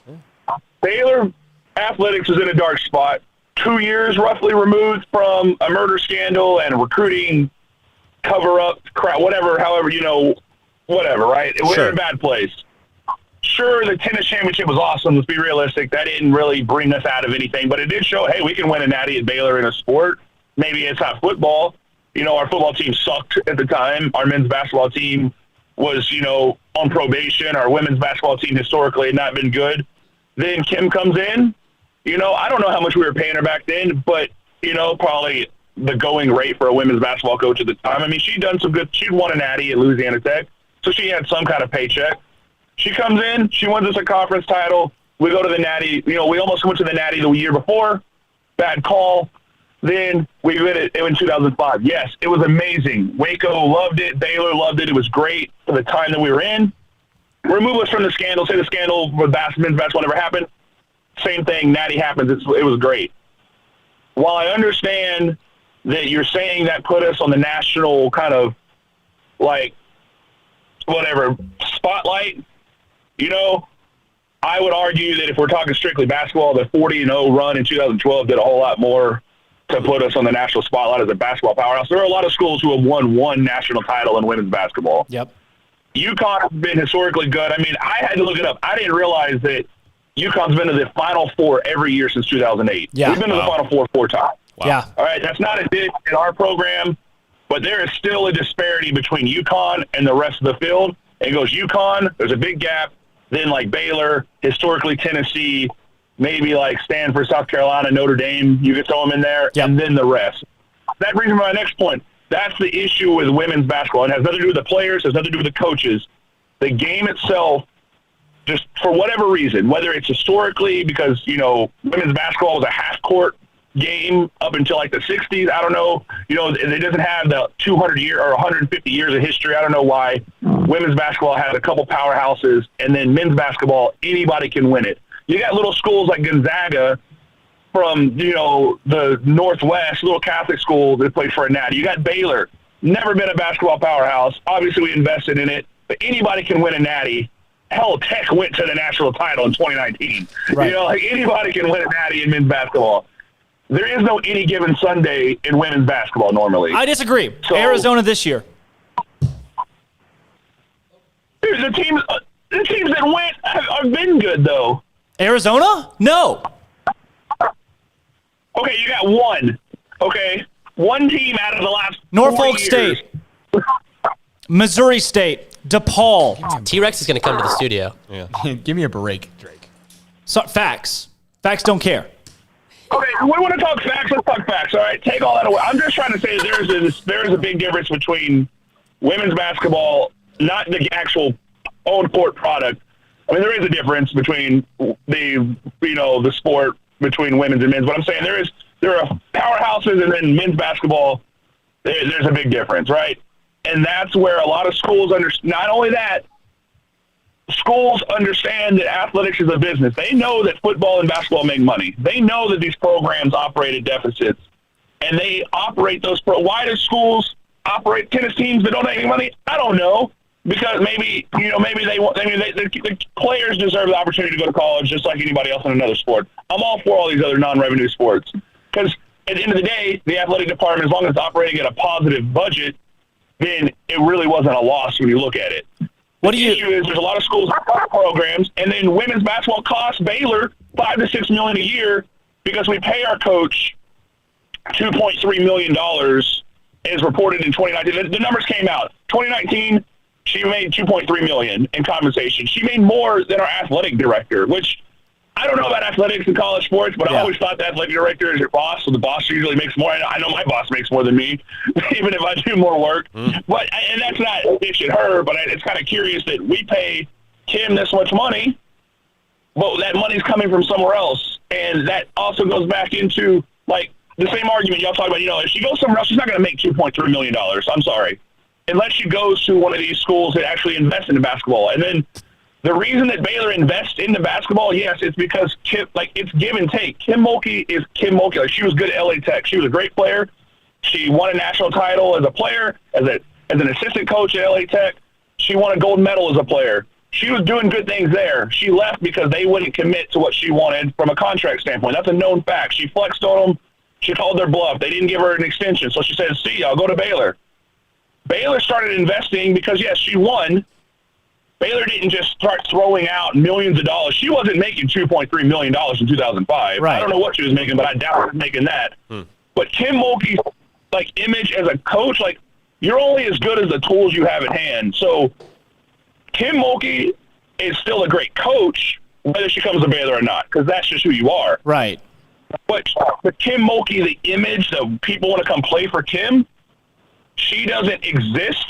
And this isn't a negative thing at her. She is not who she is now, represented, without the investment that Baylor put in. And Baylor isn't a powerhouse without Kim. So, but that's where I go. If Kim leaves, we still have the donors who are giving money. I guarantee, there's a lot of our donor base for women's basketball. They love Kim. But if Kim leaves, I guarantee you those people are still going to show up the next year at 7 o'clock on a Tuesday afternoon because they're all retired. They got nothing else to do. They're niche donors. And they're going to show up and they're going to write checks and donate. So we're still going to have the resources. We're still going to have as much money as we want to pay another coach. Hell, if we wanted Gino, we could go get Gino. We could pay him 2.9 and pay him more than what you got. We don't need to do what's that. Your point? What's your point here, T-Rex? We got other callers on the line. My point is, if she leaves, see it down the road, man, because Baylor basketball is still going to be good. But at the end of the day, women's basketball will never be on the same level as men's basketball. And we're building the arena because men's basketball, not because of the title this year. The arena was going to be built before 2019. The 2019 title didn't spark that. And if we want to talk about facilities, hey, the best facilities that we built back in 2005 was our Mark Hurd built our tennis facility. So, Kim Mulkey didn't build the new arena. The donors built the new arena. So Scott going downtown, if Kim doesn't like it, then see it down the road. Go back to Louisiana. Crawfish, I hear, is pretty good there. All right. Thanks for calling, T-Rex. I hope this rolls till next Monday so we can keep talking about it because this is a lot of fun. I don't. One of the things that he said that I think I got to disagree with is that Kim Mulkey is still Kim Mulkey with or without Baylor. Kim Mulkey didn't need Baylor to build her brand. I agree with that, but in the same way, I think it's like there's a word for it. It's like a sympathetic. They both symbiotic. They make each other better. Symbiotic. I think Baylor and Kim Mulkey have figured out this rhythm to where they work better together. I still think Kim Mulkey's an exceptional coach, and I think wherever she goes, she's going to be great. Yeah. But it might take a second. Yeah. Baylor and her, they work right now. I don't know if she's going to want to have to rebuild a whole new program. Disagree. Yeah. Also, Colt stole him. Oh. Hey. True. Rock and roll. Hey, guys. What are your thoughts, Colt? What's up? What's up with you? Yeah, you tell us. This is man. I've just been sitting back and enjoying the ride. I've been enjoying this ride of the ranching. It's been. I think this is the first time I've tuned in from 11 a.m. to 12:13 consecutively without turning it off. So I appreciate you guys doing it. Wow. Appreciate you. What a backhanded shots fired. Thank you. A, thank you. B, what? That's hey guys, I got stuff going on. Yeah, okay, Yeah. true. The CEO. Colt, that's my question for you. Is Kim Mulkey still Kim Mulkey with or without Baylor? Yeah, of course. I mean, here's the deal. There's so much talk about who built what, who did what. College athletics is this fine line of keeping your coaches happy because you like what they're doing, right? So Kim Mulkey is getting paid because she has success. She's at Baylor because she had success. Right. So we're talking about building facilities. We're talking about who built what brand, who's doing what. There's a lot of people who give money to Baylor because of the fact that she's winning, and they give it to her specifically. So you talk about her salary. There's donors who give money specifically for her salary. And so she leaves. Do those people decide to give money? Do those people decide to stop giving money because she leaves? I think there's definitely an opportunity for those people to continue to give money, but if she leaves, I think you lose a lot of that money and a lot of the commitment from donors who might not otherwise. This money isn't necessarily coming out of the athletic budget. This is coming out of someone's pocket who's donated commit specifically to keeping her as a coach. I think the point is that T-Rex was making, which I think is interesting, and I would honestly have to look a little bit closer at. If she starts somewhere outside of Baylor, does she still build the empire that she has at Baylor? I would be hard-pressed to say no. Right. I mean, I think, if you're a great coach, think about Nick Saban. Built up programs at Michigan State, at LSU, at Bama. Nick Saban's going to be Nick Saban wherever he goes. Different sport, obviously, but I think Kim Mulkey would eventually, the cream rises, right? So that's the thing. And I'm behind that as well, but I don't know. I think the future is it gets murky, and I think there's a lot of arguments you can make either way for should she stay, should she go? I think it just depends on where you think the grass is greenest. So, I mean, I obviously think the grass is greenest here at Baylor, but, I mean, I'm not Kim Mulkey as much as I wish I was sometimes. It really just depends on what these, like I mentioned, the donors, what do they decide to do? So do they decide to remain committed to the program? The truth of the matter is a lot of the supporters of Baylor women's basketball are older because they were looking for that success back when they hired Kim Mulkey, right? So those people who were giving the money at that point to bring her to Waco are now 20 years older. So it's what level of commitment from those people who are just now getting into the donation game. Are they willing to keep her and pay that money? She's getting paid, right? It's she's going to get paid as long as she's at Baylor. This is not a money issue. So I'm really anxious to see what she decides to do because her success did put Baylor on the map, but you got to remember, I think so. When Kim Mulkey was brought to Baylor was when Baylor decided to commit to athletics. Yep. In general, you look across the board. The hiring of Guy Moore, the eventual hiring of Art Briles, the building of practice facilities, the College World Series, the tennis success.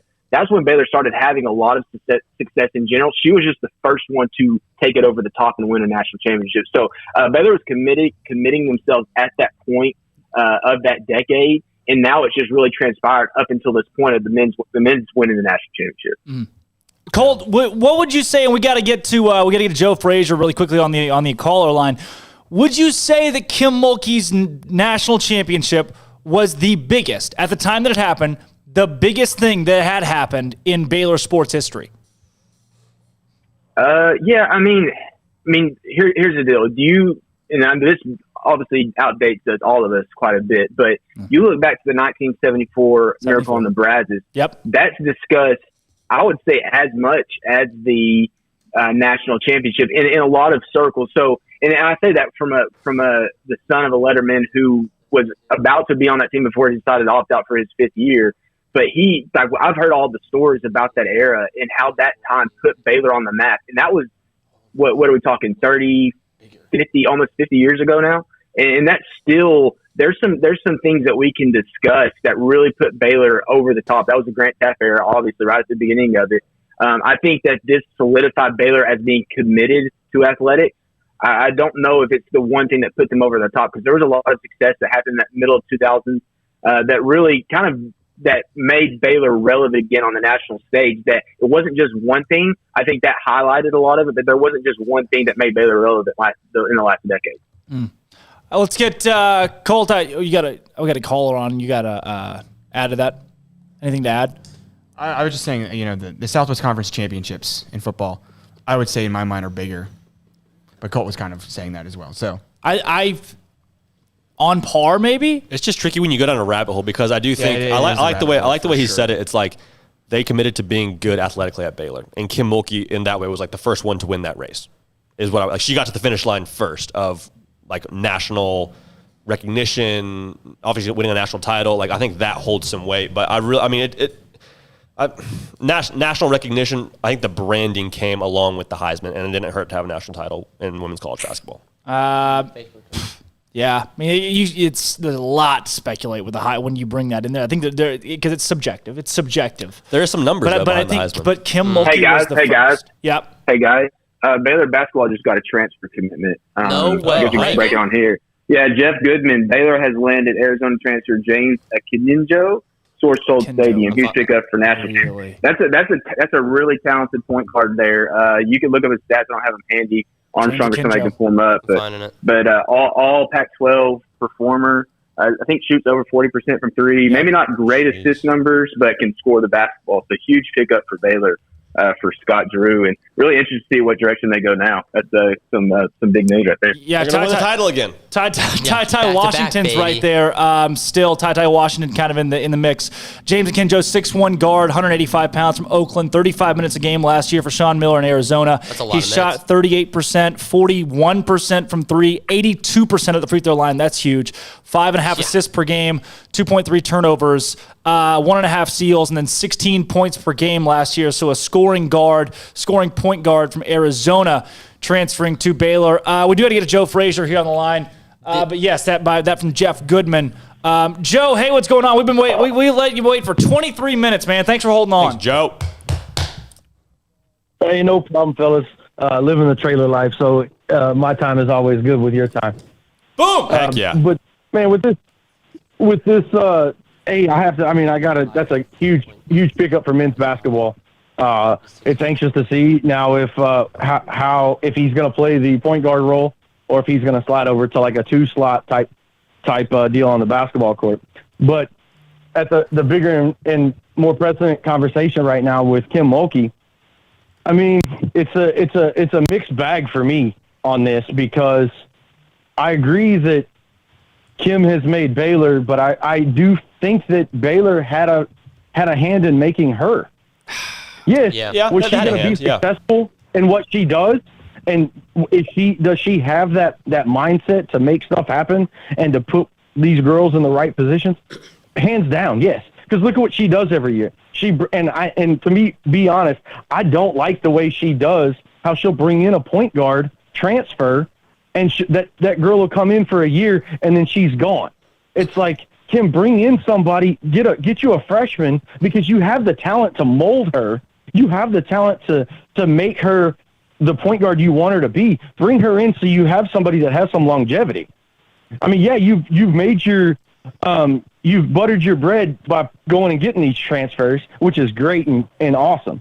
But that also has caused some ripples here and there. I mean, I think that was the problem this year that caused us, because I mean, Dee Dee's a fantastic player. Love that girl to death. In fact, I even met her here a while back. She's fantastic. She's going to do awesome things in the WNBA. But let's face it, her lack of point guard experience, it showed this year. Yep. So the other thing, though, with Kim Mulkey going back and forth with this, is she gone, is she staying?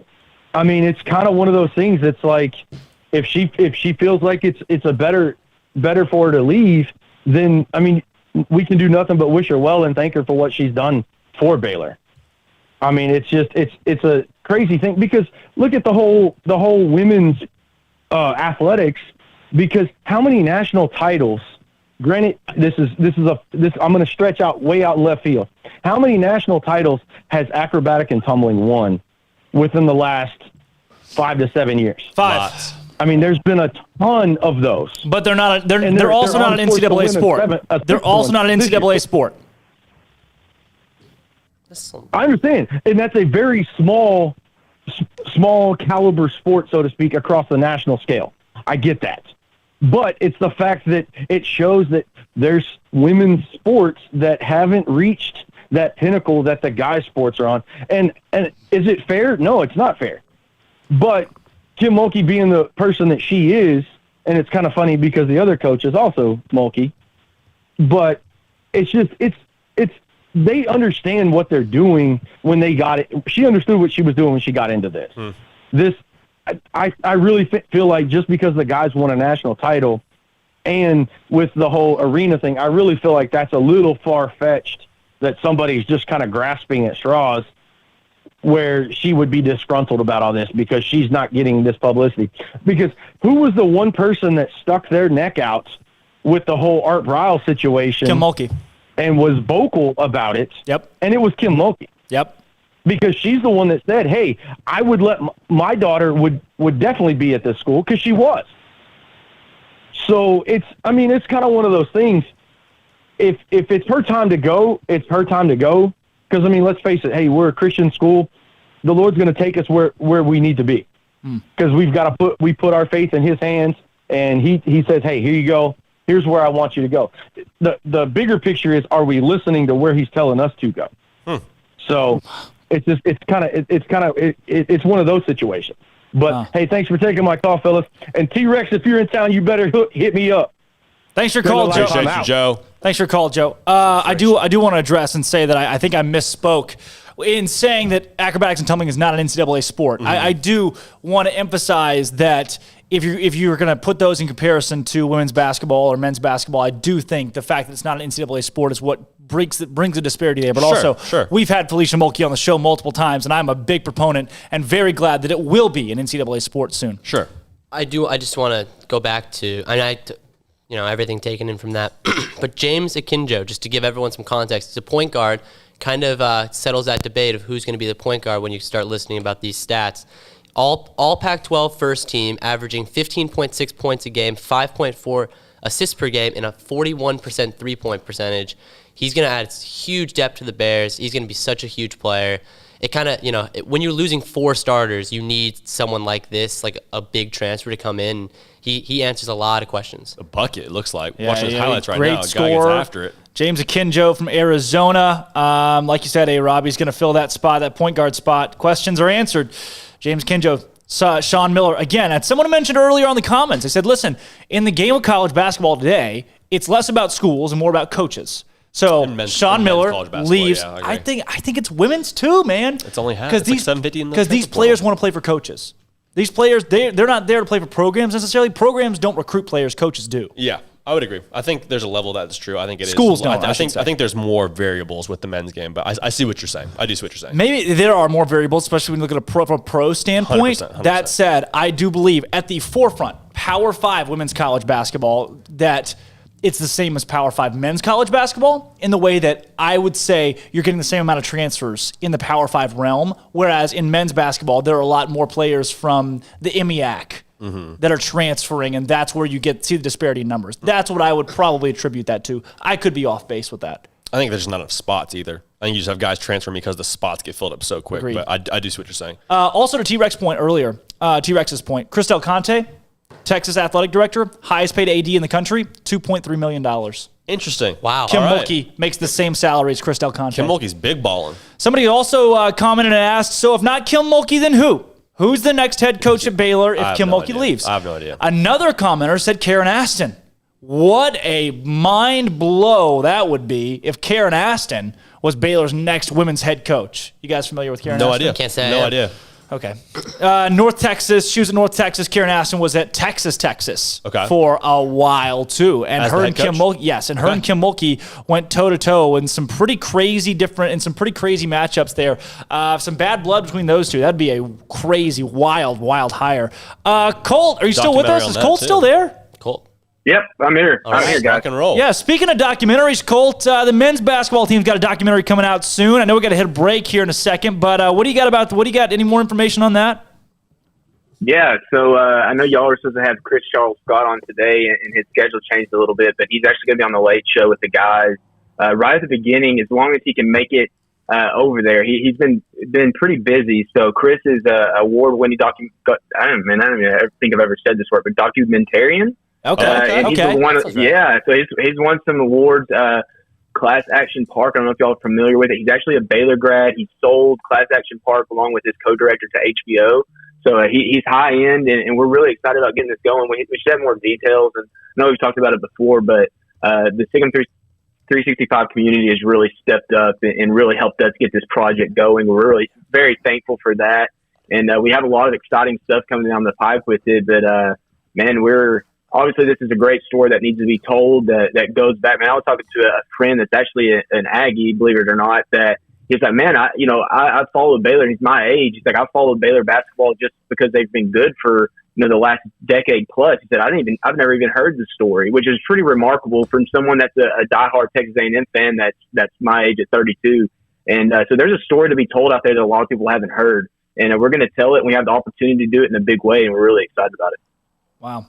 Rock and roll. Well, Colt, we're excited to have that and excited to have you on the show today, as always, for the State of the SicEm. I know things have just been wacky with the Kim Mulkey conversation. It's going to continue. But thanks for coming on and giving your input. Absolutely, guys. Just let me know anytime I come on. Absolutely. Always a pleasure. Armstrong, I got a video I just sent you into the Twitter group message.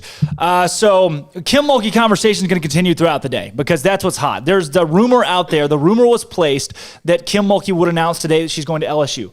Rumor on Twitter. That said that sources had confirmed that. I don't know who sources are, and frankly, I don't know who the Twitter account was. They're a Twitter account it's a random podcast, sports podcast. So there's no legitimate backing to that we can confirm. We should do that and get our following up. Yeah. I like that. Sources have confirmed that Nick Saban is going to be a quality control analyst on Baylor's staff next season. How about Armstrong? Do you have that video from the Twitter chat? So we're good, in motion. And it's in perfect. Process. So when we come back from this break, Jeff Haxton's going to join the show. Jeff Haxton's the voice of Texas Tech baseball. Check out this clip from Haxton, who caught a foul ball at a game for Texas Tech just a couple of nights ago. Pitch. Coming right back at us. Yeah! Oh, my gosh. That's Jeff Haxton. Jeff Haxton caught a foul ball off the bat in the radio booth, barehanded, right there. And smack. Oh, my God. Baylor plays number 5 Texas Tech, TTU, in Lubbock this weekend. Haxton's going to help us break down that series and talk about his foul ball catch that he made against West Virginia. It's fight or flight. I'm Drake Toll. That's J.D. Pickell, Armstrong Sims, Andrew Robertson. Don't forget to subscribe on SicEm365's YouTube or on Twitter, and to download the SicEm365 app to listen to Uptempo every day. When we come back, Jeff Haxton joins. Don't go anywhere. We're talking Baylor baseball against number 5 Texas Tech. This is Uptempo. They're still dancing, or tumbling, that is. Baylor acrobatics and tumbling team punched its ticket to another NCAA championship meet, the 5-point victory of the Oregon Ducks in the Farrell Center. Baylor totaled over 281 points for the match, second largest scoring output all season in the national semifinal. The team competes again tonight in the national final against number 1 Azusa Pacific in Waco at 7 p.m. Tickets are open to the public. Elsewhere in Baylor news, it's going to be a busy weekend again as multiple teams are in action. Starting today, the women's tennis team will meet TCU in Waco at noon in the first round of the Big 12 championships.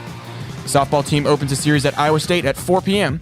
The baseball team hits the road with the hopes of pulling off a monumental upset this weekend against number 5 Texas Tech.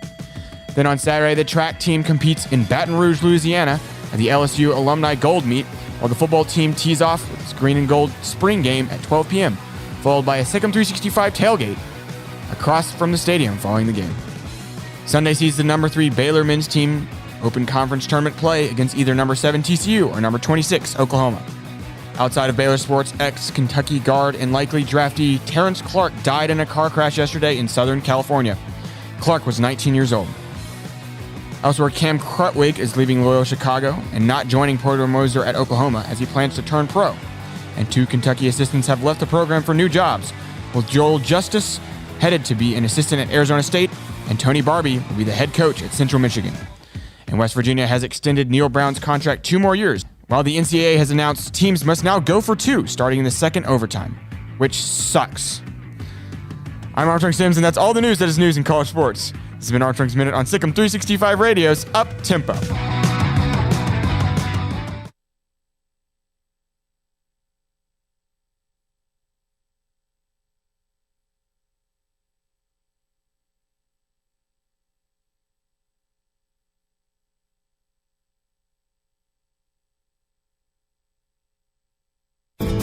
How can we help you? That's a question we ask every day at American Bank. Hi, I'm President and CEO Dana Hassel. Our commitment to our customers is what drives us. It's why we've invested in new branch buildings and technology like ITMs that let you speak to a teller face-to-face from your car. It's why we work with local businesses, helping Waco grow and thrive. And it's why decisions about your accounts and loans are made here in Waco by people who know you. How can we help you? Find out at American Bank, member FDIC. At Ideal MRI, we feel blessed to be a part of the Waco community. We're a small family business right here in Central Texas, and our goal is to bring down the cost of health care while maintaining high quality. At times like this, the cost of health care has never been more important, and unfortunately, significant illnesses and injuries still occur. That's why Ideal MRI is open and here to serve you through the difficult time. We offer premium MRIs just like a hospital with state-of-the-art technology and specialists, but you'll pay less. Sometimes thousands of dollars less, whether you're using insurance or not. At Ideal MRI, we accept most insurance and there are no hidden costs, even offering financing if that's needed. Everything included in the price, and you'll not get something as a surprise in the mail later on. If you need an MRI, ask your doctor about Ideal MRI. They'll know. You can schedule an appointment safely from home online in minutes at idealmri.com or give us a call, 833-IDEAL-MRI, idealmri.com. Texas board-certified personal injury trial lawyer and Baylor alum David Willis and Baylor alum Parker Willis are ready to help if you or a loved one has been wrongfully injured in an auto accident, SUV rollover, industrial accident, 18-wheeler crash, or were seriously injured by a defective product or recalled drug. Call them for a confidential and free case consultation at 1-800-GOT-HURT or visit them at texastriallawyer.com, principal office in Houston, Texas. Hey, this is Bryce Petty, former starting quarterback and two-time Big 12 champion, and I know firsthand the importance of being in top shape both on and off the field. So listen up, men. If you're feeling beat down day in and day out and looking for that high-performance edge that separates the men from the boys, then look no further than the Petty Clinic Low T in Waco. Petty Clinic is a comprehensive men's healthcare clinic with an atmosphere catering to men. Board-certified Dr. Kent Petty has a special interest in offering the highest quality medical care to men of all ages. Some of the services offered include screening and treatment for low testosterone or thyroid, infertility, high blood pressure, diabetes, high cholesterol, sleep apnea, while offering comprehensive wellness exams and complete men's health lab panels. High performance men, remember, it's not just a Petty thing. This is Bryce Petty, encouraging you to reach out and Google search Petty Clinic Low T or go to pettycliniclowt.com and get your complimentary lab screening today. Ram Truck Month means special pricing on the new 2021 Ram trucks at Allen Samuels. The three-peat Motor Trend Truck of the Year, Ram 1500 Lone Star Crew Cab, has special values up to $5,500 or 0% for 84 months. Allen Samuels, located at 201 West Loop 340 in Waco, Central Texas new Ram commercial truck headquarters with 3,500 and 5,500 chassis cabs and other great work trucks. Visit Allen Samuels today. It's Ram Truck Month. Come by. Let's be friends. See dealer for details. All offers have credit requirements. Stepping into a new pair of boots is great, but stepping into the boots of a U.S. Army officer can also add confidence and leadership skills to your son or daughter's career path. There are more than 150 occupational specialties to help them find the best fit for their future. See all the things your son or daughter can achieve in our boots at GoArmy.com. U.S. Army Waco Recruiting Company, 254-598-8131 or 254-776-1543. Welcome back to Up Tempo on SicEm365 Radio. Call us on the Impact Health Labs caller line at 254-339-1122. Sit down, Bob. I'm not happy, Bob. Not happy. Now back to the Bears Den with Drake Toll and J.D. Pickell for the Blonde Boys Power Hour.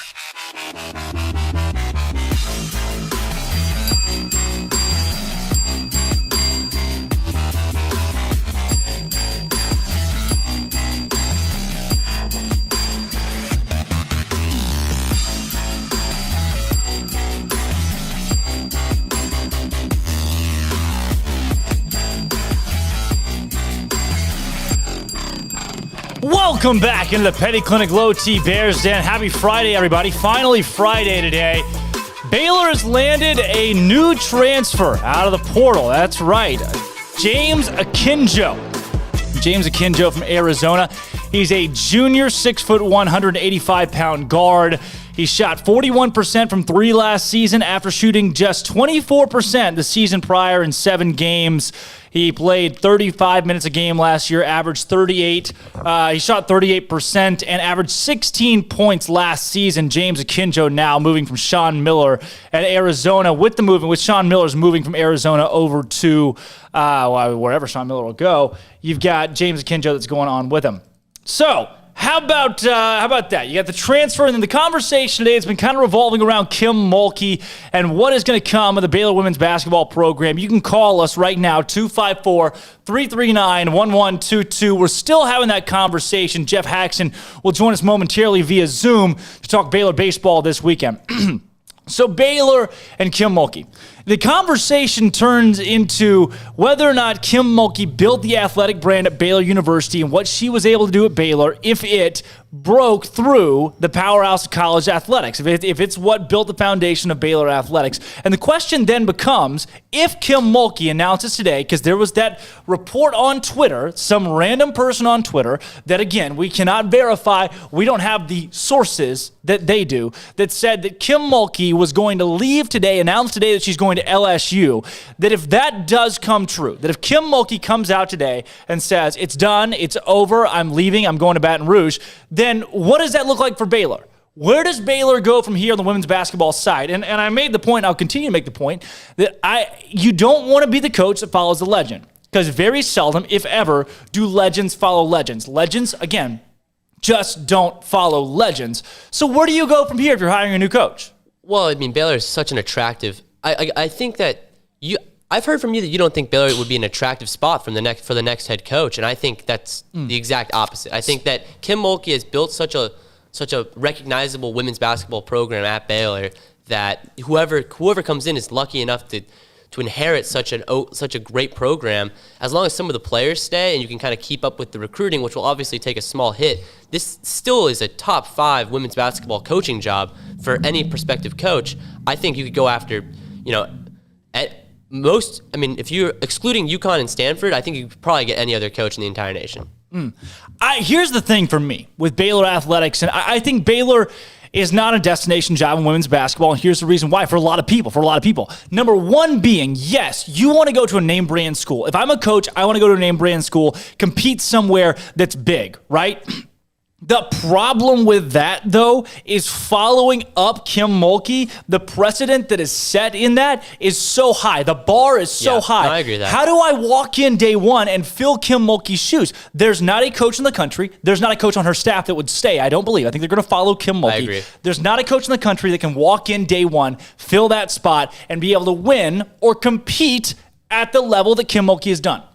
No, you're completely right. I mean, it's a very tough role to fill, big shoes to fill. But at the same time, it's much easier to get a coach from a great program than it would be if you have to fire a coach because of, like a lack of success. I think it's so much easier for Baylor. If Kim Mulkey leaves, I think getting a coach at the caliber of Kim Mulkey, which is, it's going to be rare, is so much more obtainable for Baylor than it would be for a program like Texas or Texas Tech, because they haven't had that success in the tournament recently. They don't have that legacy. They don't have, the foundation that Kim Mulkey's made. So regardless if Kim Mulkey leaves or not, she still is going to leave down a foundation and leave Baylor women's basketball in a much better place than she inherited it. Yes. Kim Mulkey built Baylor women's basketball, no question. The question we've been making is whether or not she built Baylor athletics. That said, the reason I believe that a coach at Texas Tech could almost have better success in long-term sustainable success rather than they could at Baylor in year one, or at Baylor in general, coming to fill in Kim Mulkey's shoes, is the pressure. You're at Texas Tech, they're not asking you to go to a national championship or win. They don't know what it feels like in women's basketball. Again, in a lot of these schools, women's basketball is an afterthought. It's a sad reality that it's like that in collegiate basketball, and it shouldn't be like that. But the pressure that's going to be on whichever coach comes in, because the donors are there for women's basketball at Baylor, and the donors are asking the team to win, as they should. If I'm giving $4 million or $1 million a year, $4 million, whatever I'm giving, I want to give that to a product that wins. I want to give that to a program that wins and wins consistently. So I think the problem with whoever you bring in at Baylor is the pressure they're going to have on them. Same as the guy that's got to replace Coach K at Duke. I don't want to be that guy. The pressure is there. If I'm going to go coach at Wake Forest, there's zero pressure to win. It's like hey, we would prefer that you would win. That'd be kind of cool. But also, if you don't, you probably got 4 or 5 years as long as you don't screw anything up too bad. Now, along with that, too, though, the reason I don't think Baylor's necessarily the hottest hire, the destination place for somebody out there, you've got it's tough to win at a private school.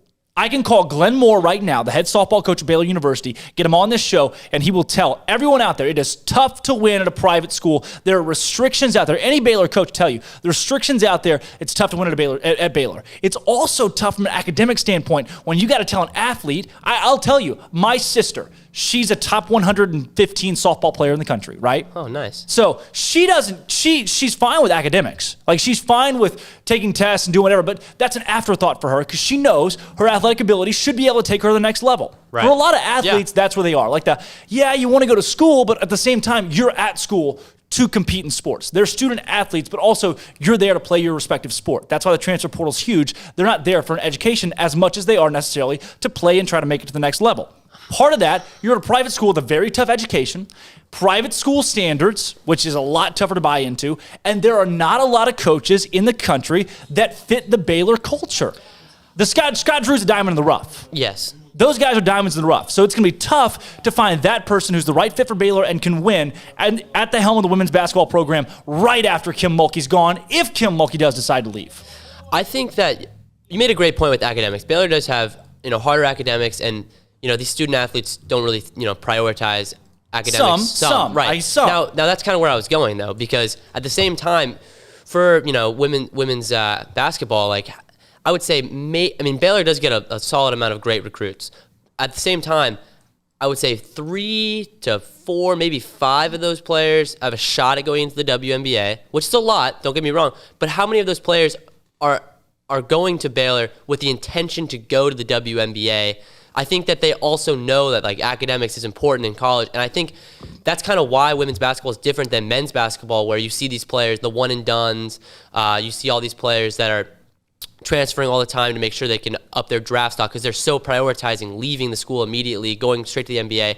But, with Baylor, it's kind of different like that. You see guys get degrees, you see guys finish out, you see guys stay longer. Our team, the team that won the national championship for men's basketball was older than the Chicago Bulls. So I agree with you. The culture is different here. But when we're talking about just women's basketball specifically, I don't think as many players are concerned about going to the WNBA rather than academics. I think academics actually would help the strength of women's basketball. That's why Stanford is such a good program for women's basketball. That's why Baylor is such a good program for women's basketball. That's why UConn. The schools that are good also have pretty good academics, and I think that's important. All right, I'll agree with that. I think the academics argument is probably a little bit fickle. It's very fickle. With that, though, private schools are tougher places to win. Private schools have more restrictions, tougher places to win. You have more overhead at a private school. You do. You have more overhead at a private school. Less public funding as well. Less public funding. Now you're relying a lot more on donors and having donors in there to help you out. 254-339-1122. Call in and get in the conversation. Another thing that I wanted to have, Joe Frazier mentioned this in his call earlier today. He talked about transfers at Baylor and how Kim Mulkey has built a transfer culture at Baylor University where she has players say she needs a point guard, and she goes in the grad transfer portal or the transfer portal, takes out a point guard, and they become the next great for Baylor University. Chloe Jackson was one of those. Dejanay Carrington this past season was one of those. And moving forward, you're going to have more. Chrislyn Carr. I don't think that's bad. Kim Mulkey recruits the transfer portal. Scott Drew recruits the transfer portal because those are players that you have to win in college basketball today. College basketball has become a business. So Joe made the point that, Dejanay Carrington, that D.D. Richards wasn't ready to necessarily play that point guard spot because she hadn't had the experience before because transfers had played there. I don't think that D.D. Richards was a point guard, period. I think D.D. Richards could have been used at a lot of different spots. Maybe point guard wasn't the one that suited her the most, and that's okay. I think she's an elite college basketball player. She's a hybrid player that can play at multiple positions. That all put together, I don't agree that Kim Mulkey should change the culture to one of recruiting only freshmen, getting freshmen in there, and breeding them into great women's college basketball players. And I'll tell you, knowing Kim Mulkey's system, what Kim Mulkey has done, I would much rather have a 22-year-old senior who started 3 years at X university, has a year of eligibility left, than I would a freshman who's 18 coming to play for Baylor. Because I'll tell you this, I'm sorry, I didn't mean to. Sarah Andrews was on the floor when Dee Dee Richards went down against UConn. Kim Mulkey yells out there, Sarah, pick up the pace. Because Sarah Andrews, as elite as a basketball player as she is, has never competed against UConn. That doesn't matter who the best high school team in the country is. Those players, the freshmen, have not competed against UConn. But if I can go out there and get another one of those players that's out of the transfer portal who's older and experienced, they're ready. They're more apt for those moments. I love that Kim Mulkey recruits that way. I have zero problem with that. That's what's won her championships to this point. No, and I think you're completely right. Once Baylor won the national championship, a lot of focus from the college basketball analysts kind of shifted to where, prioritize these transfers. Is this the end of the one and done? It's obviously not. But a lot of emphasis went and showed how important transfers are. And you see it again today. Scott Drew just picked up a first-team All-Pac-12 player who was the leading scorer for Arizona off the transfer market. It just shows how the culture is kind of shifting where transfers are a much more wanted commodity. And these players, after the NCAA lifted the 1 year rule where you had to sit out, these transfers are coming in even more than they were. So I completely agree that I think Kim Mulkey's strategy of acquiring talent from the transfer portal is very undervalued, and it needs to be explored even more, because that's how she's doing what she's been doing. She's won 3 championships. She knows how to build these teams, and I completely agree. So this is Travis Carter, T-Rex, says athletes have to still fork out tuition in baseball and softball, while in men's basketball, women's basketball, they're on full rides. Most of them, yes. Says not the best comparison when saying it's hard to win in women's basketball at a private school. So I will agree. Calling Glenn Moore and having Glenn Moore say that about private schools is probably a little bit different than calling Glenn Moore and having Glenn Moore say that about basketball. At the same time, though, I do believe there are disadvantages to being at a private school when it comes to recruiting in college basketball on the women's side. And I say disadvantages. It's going to be disadvantageous for a new head coach that's filling Kim Mulkey's shoes, especially one that has not been at a private school before, if you haven't been in a private school before. Right. This, Dale Beers says, history has not been kind to programs that lose a legendary women's coach, i.e. Tennessee and Notre Dame. And I'm glad that you brought that up, Dale, because that's exactly where I've been pointing. When you see Kim Mulkey's name, she's a brand in herself. If I'm an athlete, I want to play for the brand of Kim Mulkey. I want to play for the coach that is Kim Mulkey before anybody else, almost in college basketball. Her and Gino are right there with each other. With your comment, Dale, Tennessee, they haven't been really relevant since Pat Summitt, maybe a little bit this season. Notre Dame, they're going through the ringer right now with Moffitt McGraw. So you got 2 programs that you lose a legend. Well, now what? Baylor right now is in a now what situation if Kim Mulkey leaves. Right. It's a huge if also. I really hope that this serves as a wake-up call to the Baylor, to athletic director Mack Rhoades. I just hope he can sit down, have a good conversation with Kim, and make sure that, whatever they can do needs to be advantageous. If we can lock down Scott Drew and Kim Mulkey, that's about as good as a duo as you can get in the basketball world. This is one of the texters on the Riverbend Liquor and Wine text line says, you say it's harder to win in a private school. Duke, Clemson, Notre Dame, USC, Stanford. And then on top of that, it says maybe it's harder to get the first big win at a private school. Yeah, I do agree. Clemson's public. I wanted to look that up. Clemson is public. So Clemson's a public school. We can take that off the board. Right. So now you've got Duke, Notre Dame, USC, and Stanford. Is USC's private? I don't think so. I thought USC was public. Definitely. So you've got Duke.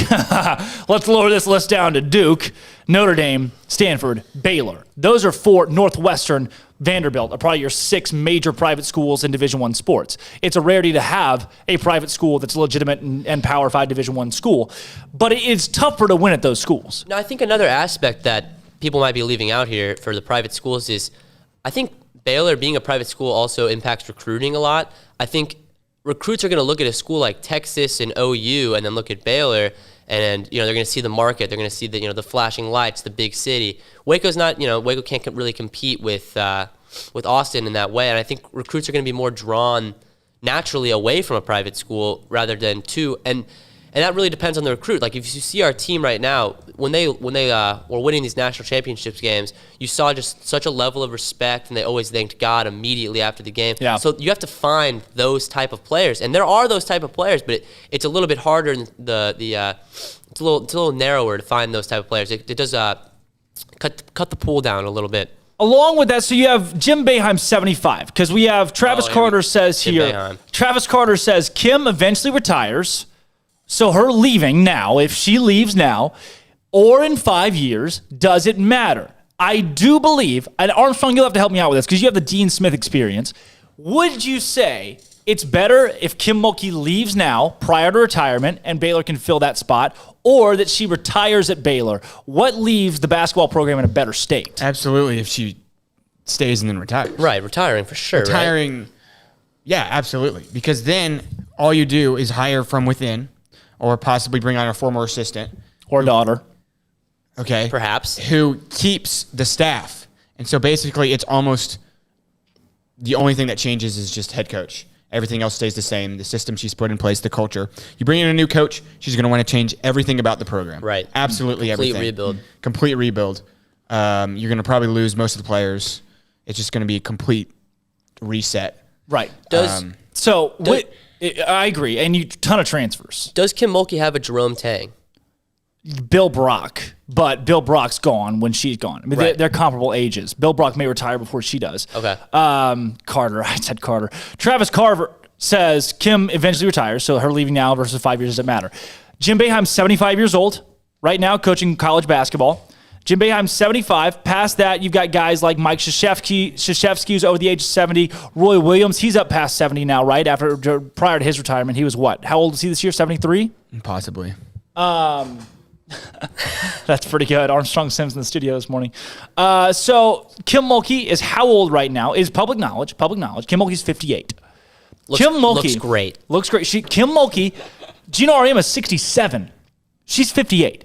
Kim Mulkey's got 10 or more, I would venture to say more, years of coaching in her. She's not going to retire in 5 years. And I think if Kim Mulkey coaches 10 more seasons, that's 2+ national championships. That said, I firmly believe that if Kim Mulkey is going to leave Baylor, that now is the time. That there is not another time in which she could leave Baylor. If not this year, maybe next year with Alyssa Smith and Queen Egbo coming back. Because she needs enough time.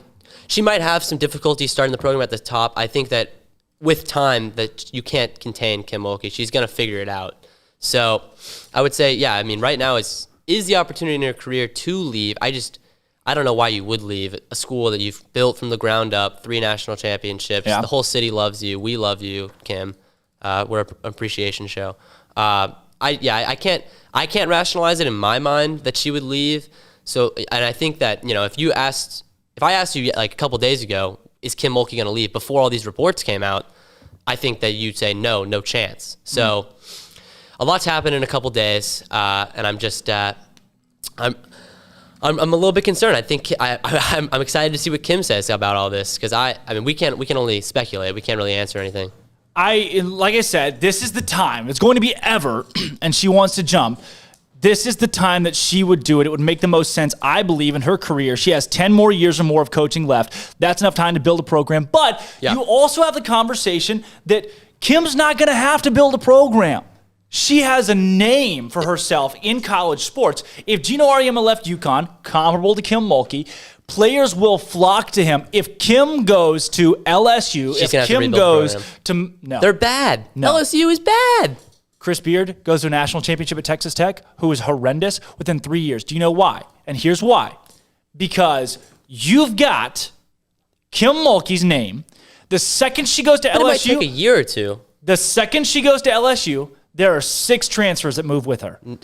The second she goes to LSU, there are transfers not just from Baylor, but transfers from across the country that will join Kim Mulkey wherever she goes, whether it's Abilene Christian or LSU or Missouri, or it doesn't really matter. If she decides to go, she's got players that are going to follow her from across the country out of the transfer portal. It would not take Kim Mulkey more than a year to build LSU or anybody else into an Elite Eight program. Period. I agree because that of who she is. Players are going to follow her, but I don't think – you said 6. There's no chance in my mind that 6 players leave Baylor to go to LSU. Not Baylor. I'm just saying in general. 6 transfers in general. Okay. I mean, at the same time, Baylor has kind of fostered this community to where women's basketball is a priority, I would say. It's in our top 3, top 5. At LSU, that is not the case. Women's basketball, even with Kim Mulkey, I do think that women's basketball at LSU is not ever going to take as much priority that it does at Baylor.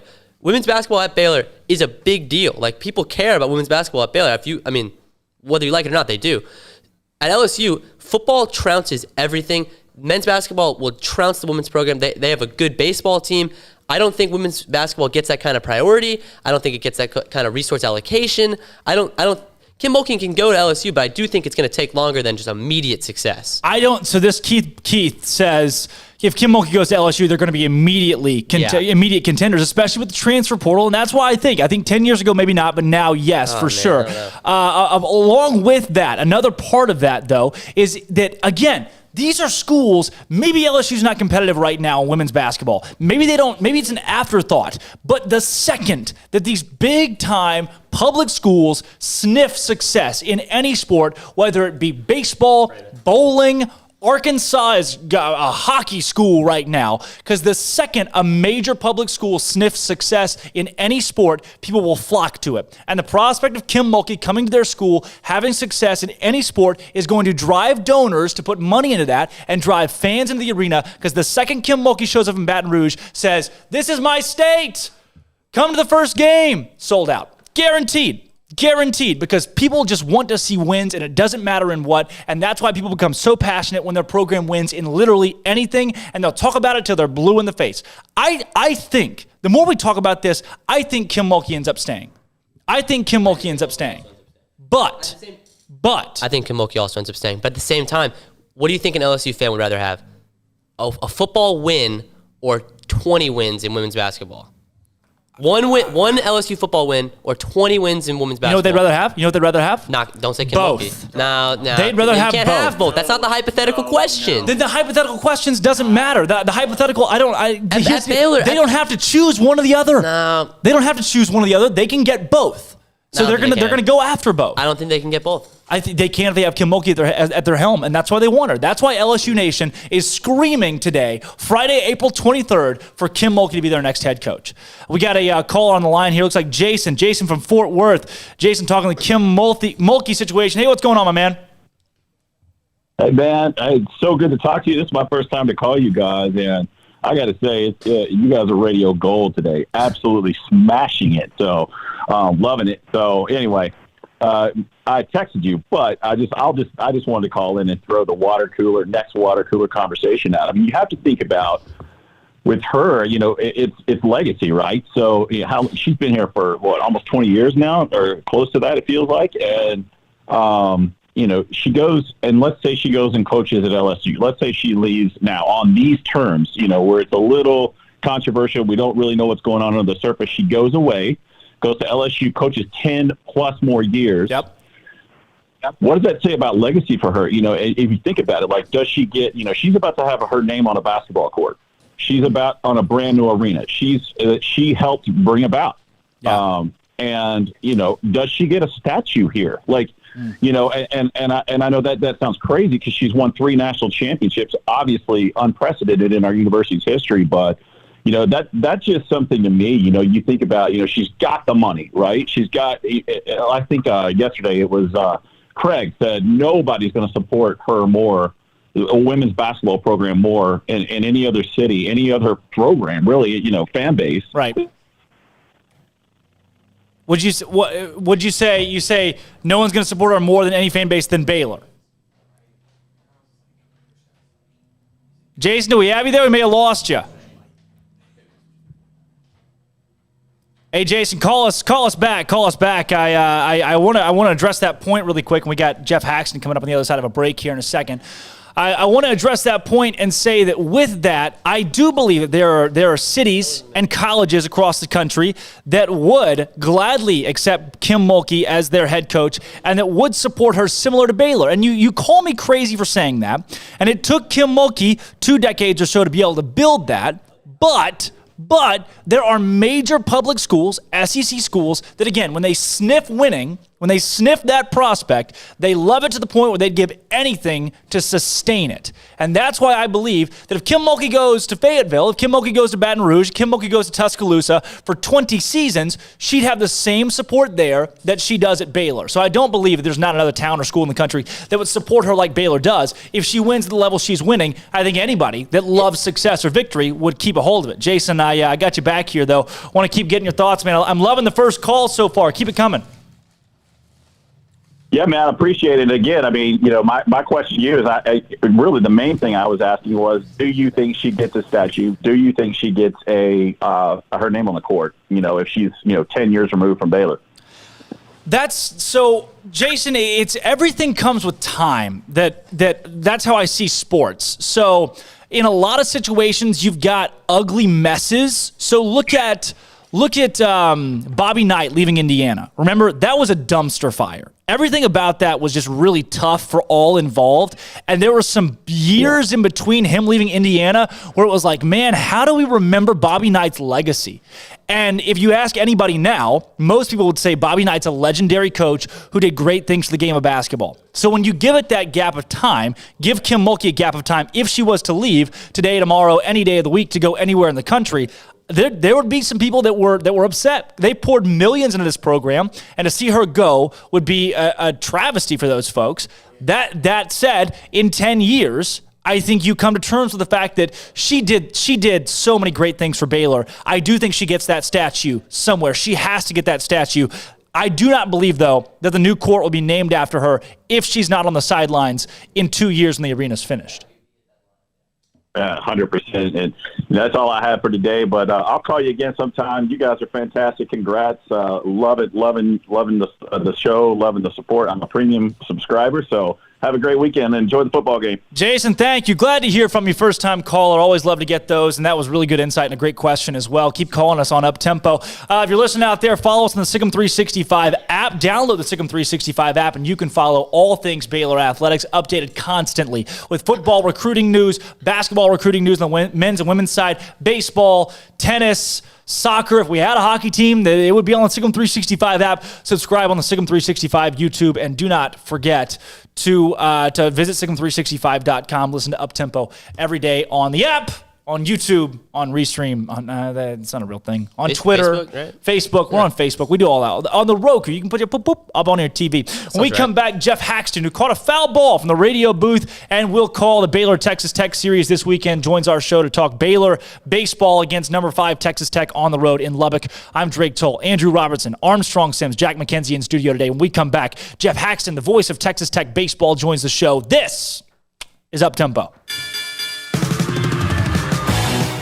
They're still dancing, or tumbling, that is.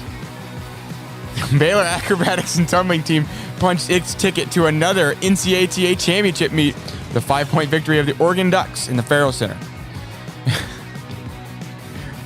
Baylor totaled over 281 points for the match, its second largest scoring output all season in the national semifinal.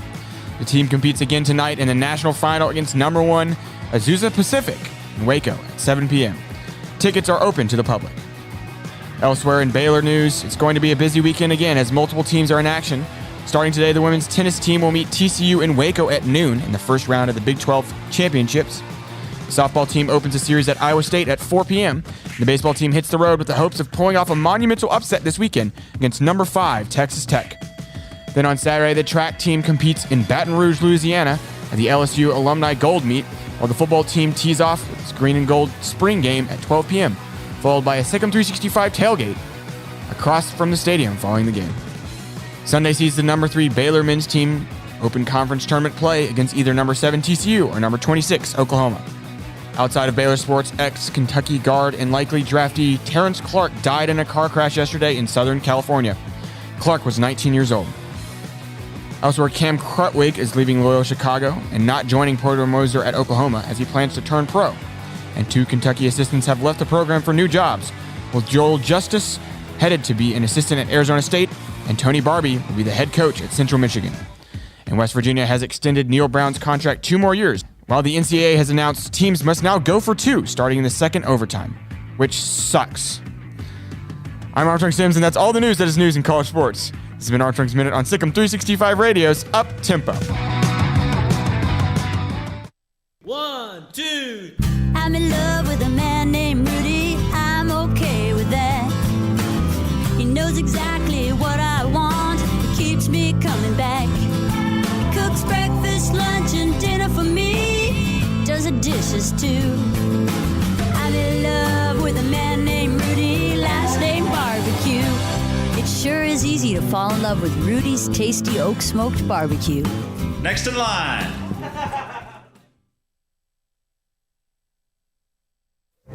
Boots add protection. Good boots help you climb better and move forward faster. And when your son or daughter steps into the boots of a U.S. Army officer, they also learn how to lead. In these boots, they'll gain more confidence with expert training in one of more than 150 occupational specialties. In these boots, they'll stand a little taller and lead a team with diverse backgrounds and areas of expertise to successfully accomplish whatever challenge comes next.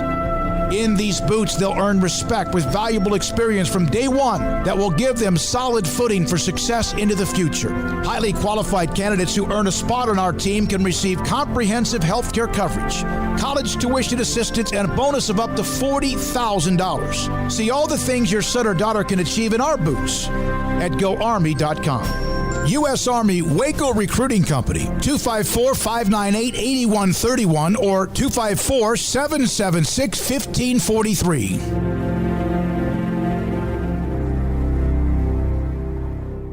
From the first workout to the last practice, sports is an incredible and rewarding challenge. Hi, this is Dan Ingham with the First National Bank of Central Texas, and we're proud to support each athlete, every parent, and our educators. From families, small businesses, to the biggest industry, we're here to help. With remarkable products like our free First mobile app, we've got banking ideas that fuel big dreams. That's the First National Bank of Central Texas. Familiar faces making local decisions. Member FDIC, Equal Housing Lender.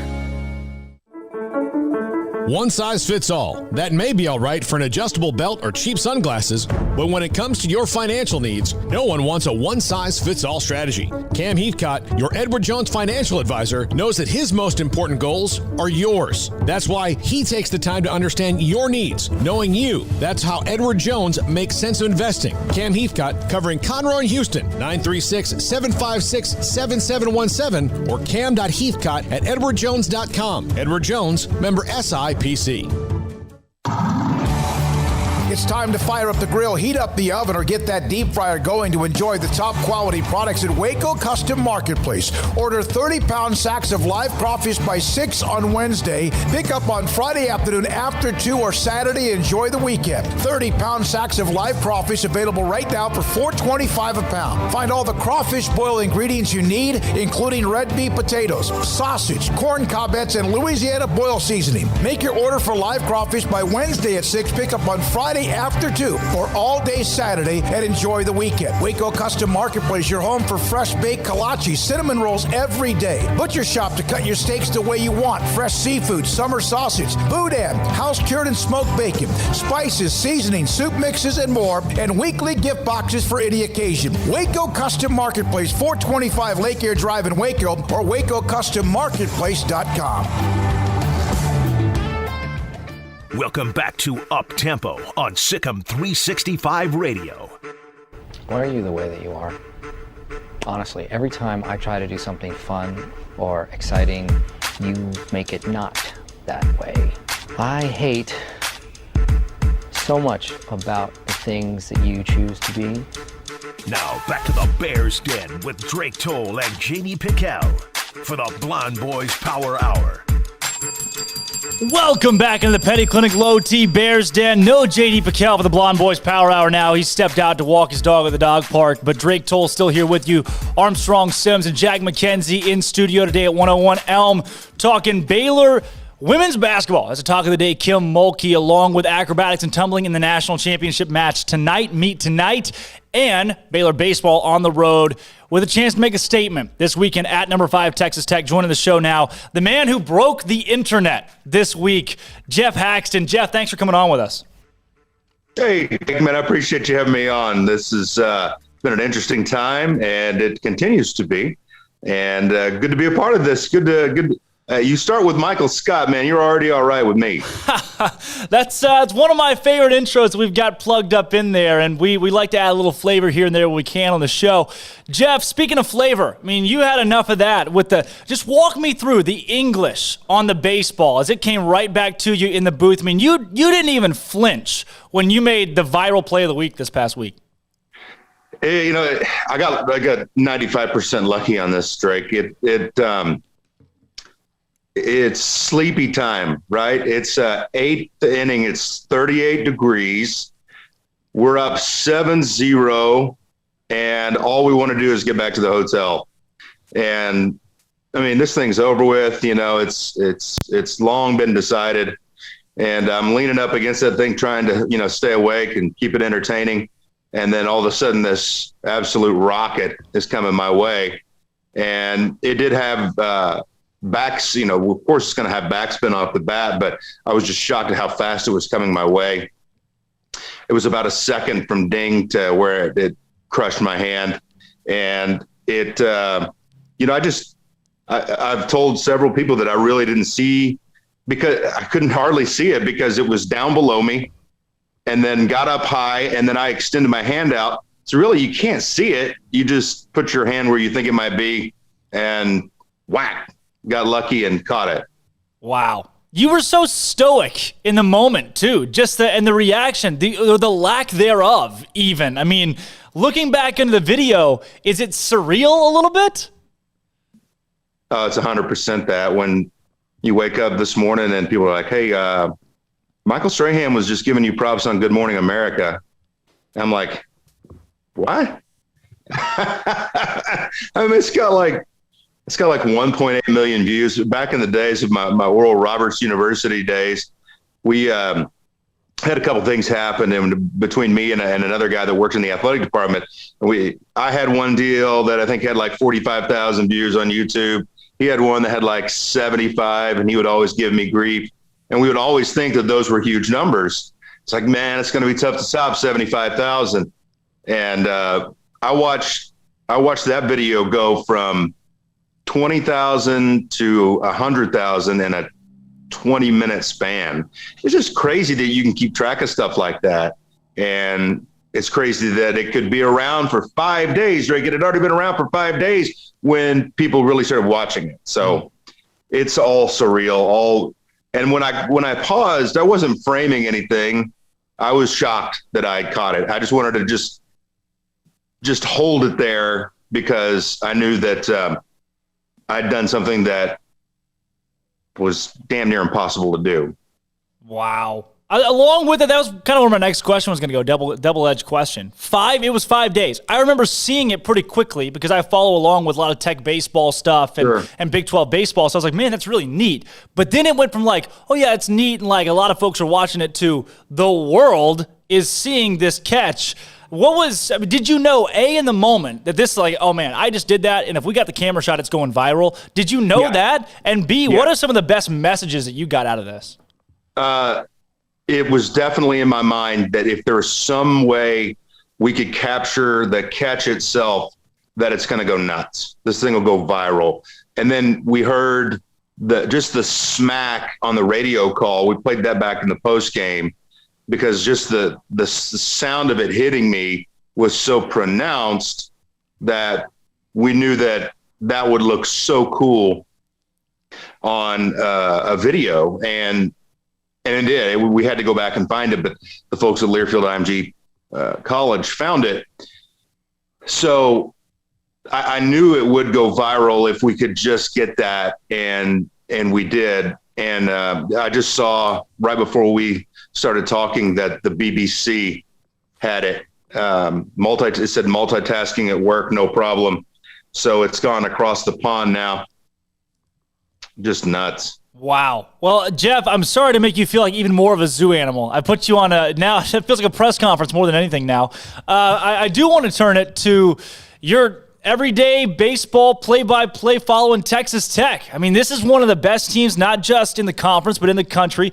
Top 5 now and continues to be on the uptrend past really that Kansas State series where we'll get to in a second. But I want to know, dating back to the college baseball showdown where I got to see Tech play, what is different? I mean, a 3-game sweep. They lost all 3 against really, really good SEC opponents. But does it feel like this team has matured at all since then, or this team is any different than it was back in February? Yeah, it's a lot different than it was because you don't have Dylan Noisy, Kurt Wilson, Brandon Birdsell, 3 other pitchers that have had Tommy John surgery that you weren't going to be able to depend on this year. But those first 3 that I mentioned were there in February and all huge contributors. I think the fact that, and every college baseball team is dealing with this, the freshmen, you have to remember that the freshmen this year didn't get to pitch their senior seasons. That's a huge chunk of their competition lives that they didn't get to use, that they didn't get to enjoy and refine their craft. So it's going to take even longer for the freshmen. Now this is most freshmen. Some come in and, as Tim Tadlock says, are lake ready, and it doesn't matter what their situation is, they're going to be terrific, but those are few and far between. But they've just continued to get better. And when guys have gone down, they've found ways to plug those holes. At one point, the entire starting outfield was out with injury. Then you start to see just how much your recruiting efforts have paid off, how much your culture has paid off, because they really have stepped to the plate, pun intended, and just done extremely well. Except for that K-State series, like you're talking about, things did not go well in Manhattan, save for the 17-1 victory the night before. But this is just a good team. They are a strong unit and can bring it on any given night. And I think they've banded together even tighter because of some of the injury adversity that they've dealt with.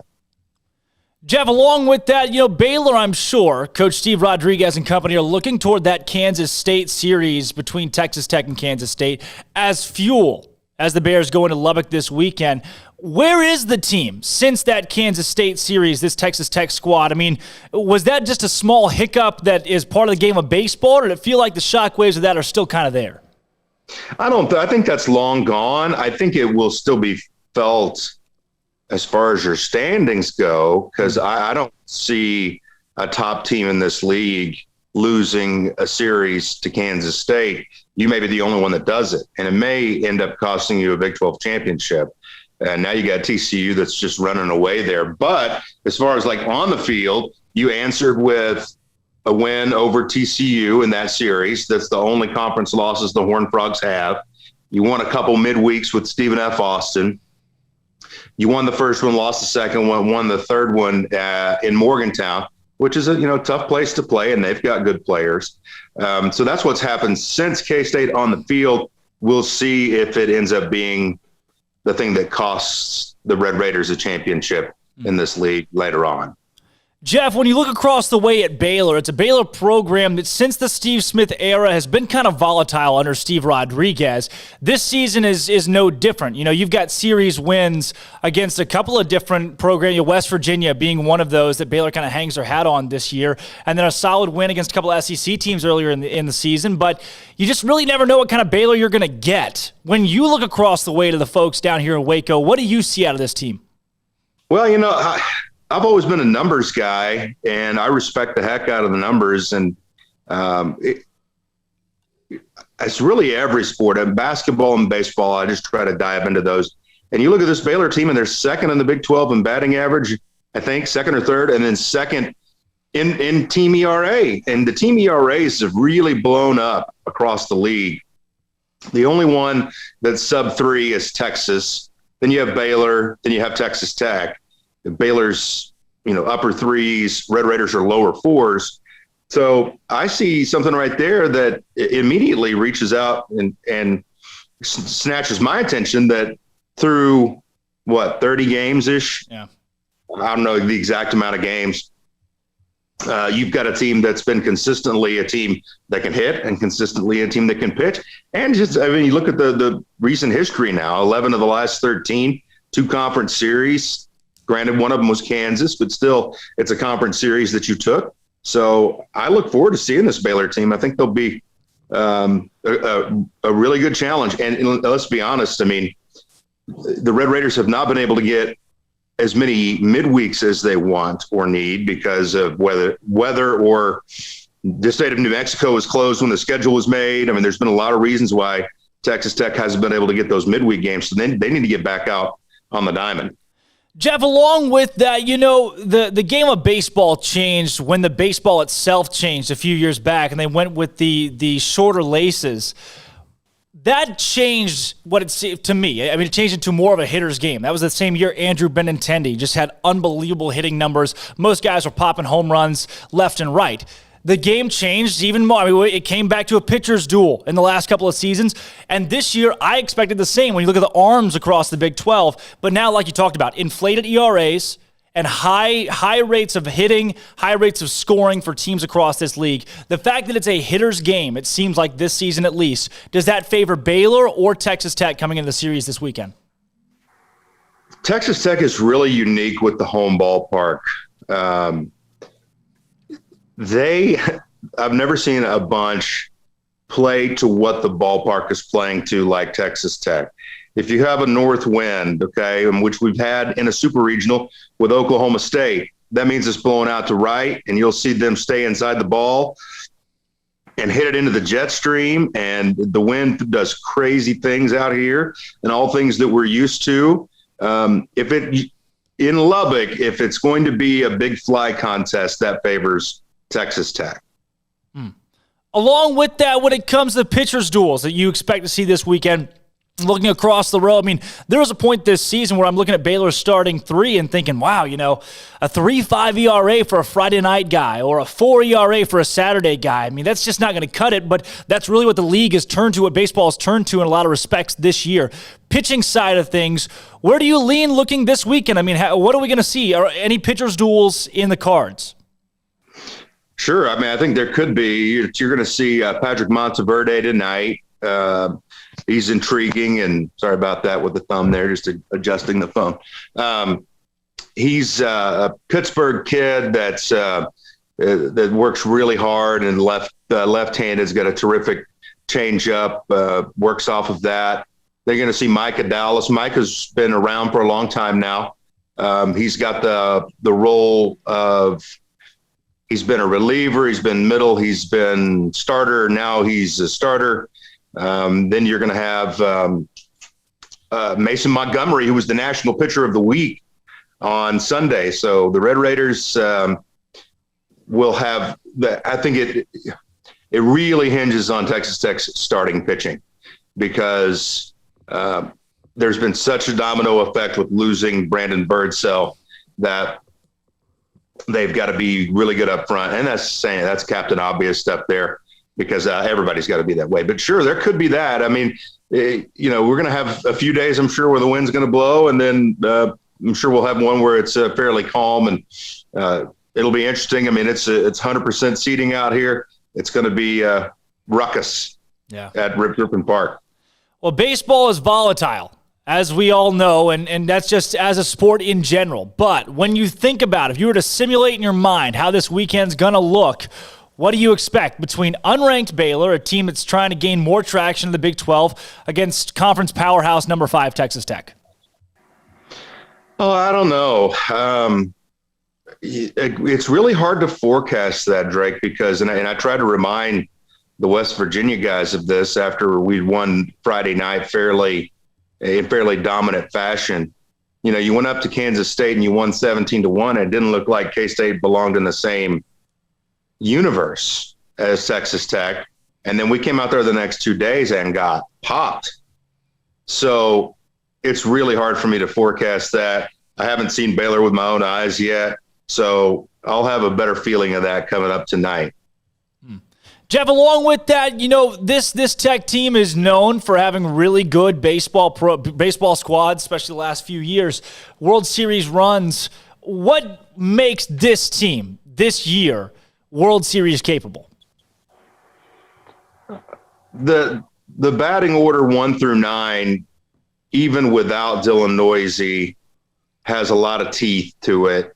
And if you can get those guys going at the right time, they're going to be almost impossible to beat. You already saw a series with a Omaha type club, I think, in TCU. The Red Raiders won 2 of 3 there.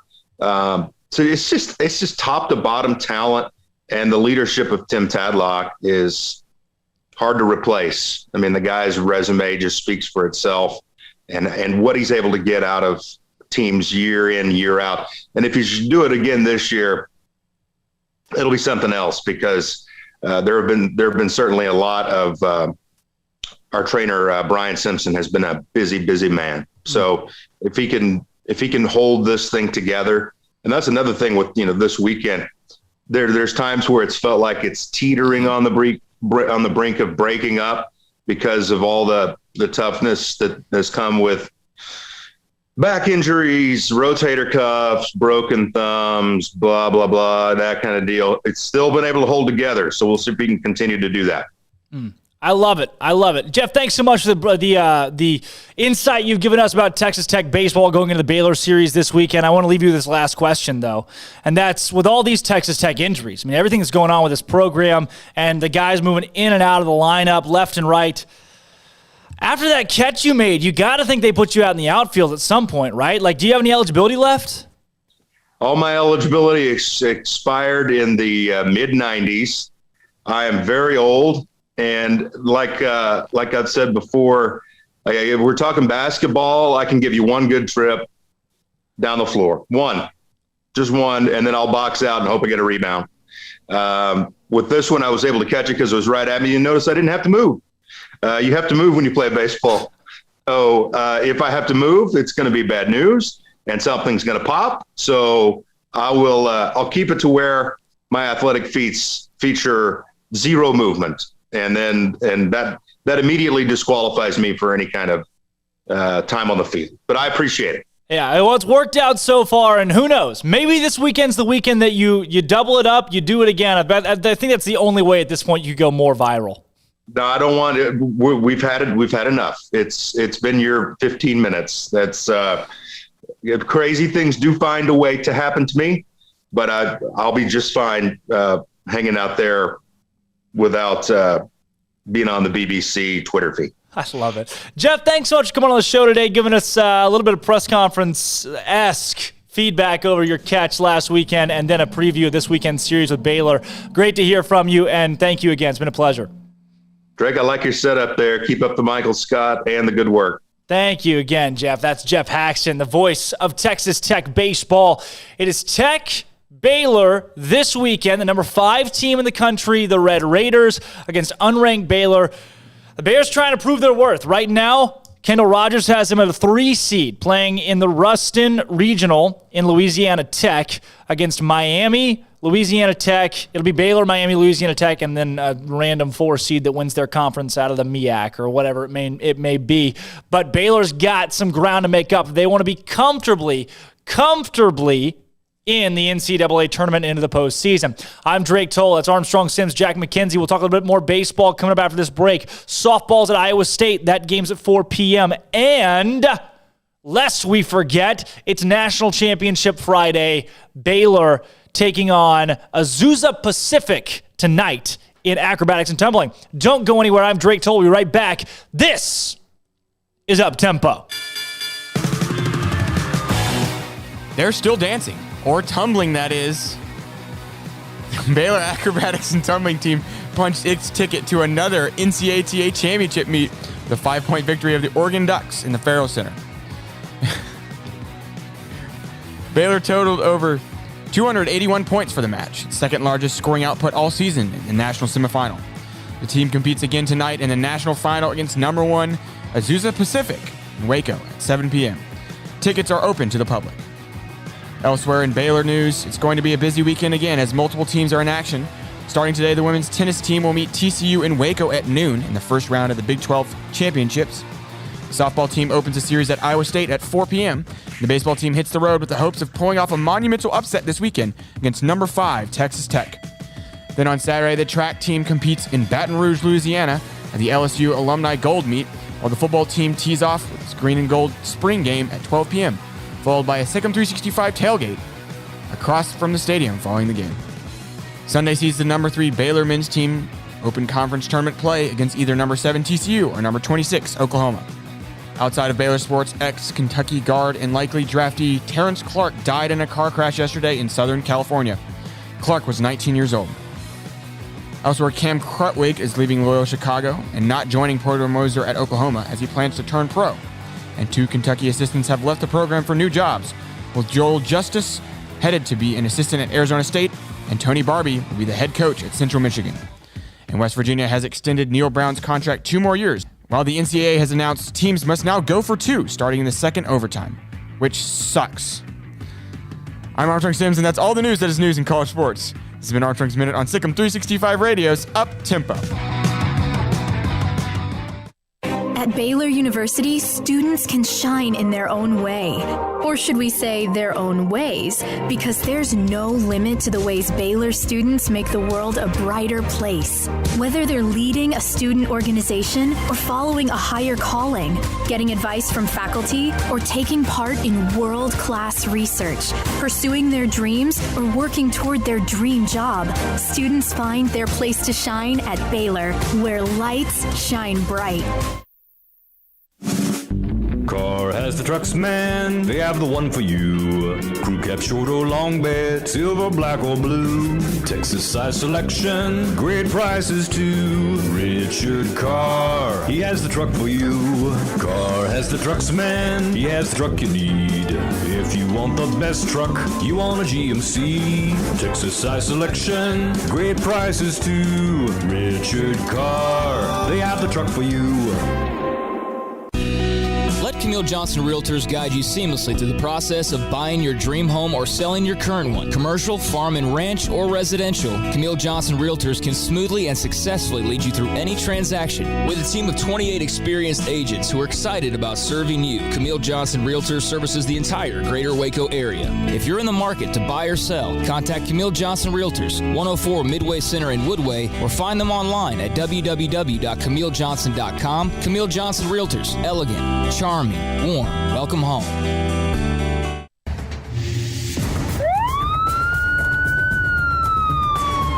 If you or a loved one or friend has been arrested and you can't afford bail, trust Terry and Chase Chapman at Chapman's Bail Bonds, covering Waco and McLennan County for over 25 years. Chapman's can bail you out anywhere with experienced, knowledgeable local agents who are committed to serving you professionally, respectfully, and with the highest integrity. Chapman's understands your privacy is important. Your freedom can be secured fast when you use Chapman's Bail Bonds. Open 24 hours a day. Payment arrangements available. Call Chapman's Bail Bonds. When you need help, 254-754-1603. When you ring, we'll spring. It was broad daylight. I stepped into a gas station for 5 minutes to grab a snack, and just like that, my car was broken into. They made out like a bandit. My laptop, my phone, everything. I called my agent to see what could be done, and he restored my faith in humanity. My claim was processed so quickly, and I was able to recover my losses. Stop by and see our agents at one of our 3 McLennan County locations. Coverage and discounts are subject to qualifications and policy terms and may vary by situation. Listen, in the past couple of years, we've had a lot of people moving in from out of state to Waco thanks to Chipper and JoJo. And while we welcome these new citizens, they unfortunately brought some of their bad habits with them. Hi, Jay here from Pickup Outfitters, and you know what I'm talking about. Naked trucks. You'd think everyone moved here from McNewtville. But we shouldn't judge them, we should help them. For example, when you see a recent transplant truck from a less civilized state like California, instead of saying, "Your truck is disgusting, your bed is exposed, get a bed cover on that truck, buddy," that's a bit harsh. Instead, try something like, "You know, in Texas, it's not polite to drive around with your bed exposed. Maybe you should check out the excellent selection of bed covers at Pickup Outfitters." And then if they refuse, you can say, "Well, I hear New Mexico's a nice state."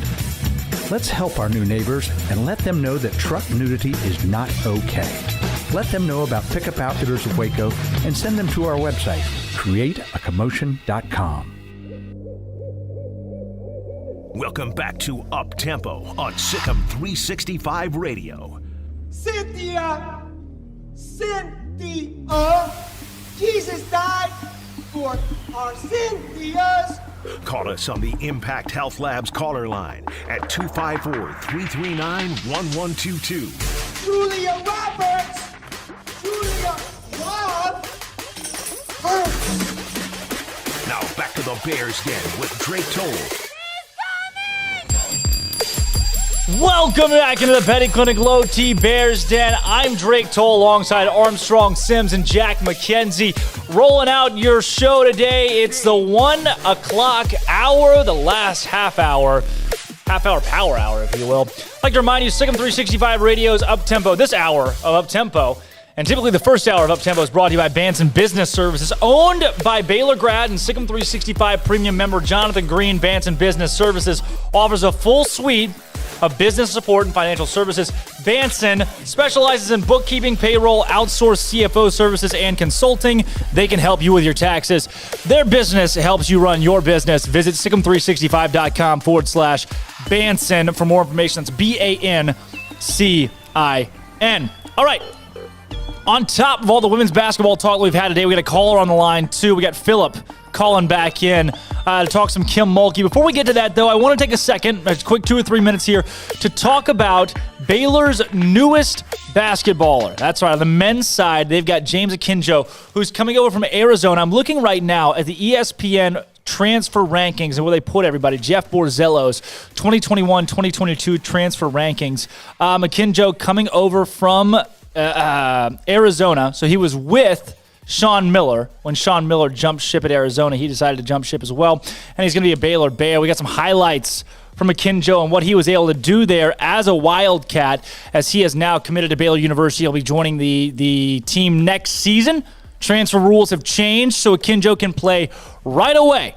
And he will be a legitimate piece for Scott Drew, as Scott is looking to find that guy who can be a point guard, a facilitator for Baylor to replace Davion Mitchell next year. Akinjo's a bit more undersized than what Mitchell brought. I mean, he's not Davion Mitchell, but he will bring something to Baylor that they need, and that is a scoring point guard presence to help replace Davion Mitchell and possibly Jared Butler as well. Averaged 15.5 points per game last year, 2 rebounds, 5.5 assists, shot 38%, shot 41% from three, 82% at the free throw line. He was first team all Pac-12. He's going to be he's a big pickup for Scott Drew and company, and is going to be an impact player starting right away next season. James Akinjo, the newest addition for Baylor men's basketball. On the Riverbend Liquor and Wine text line, this from Shooter, Texas.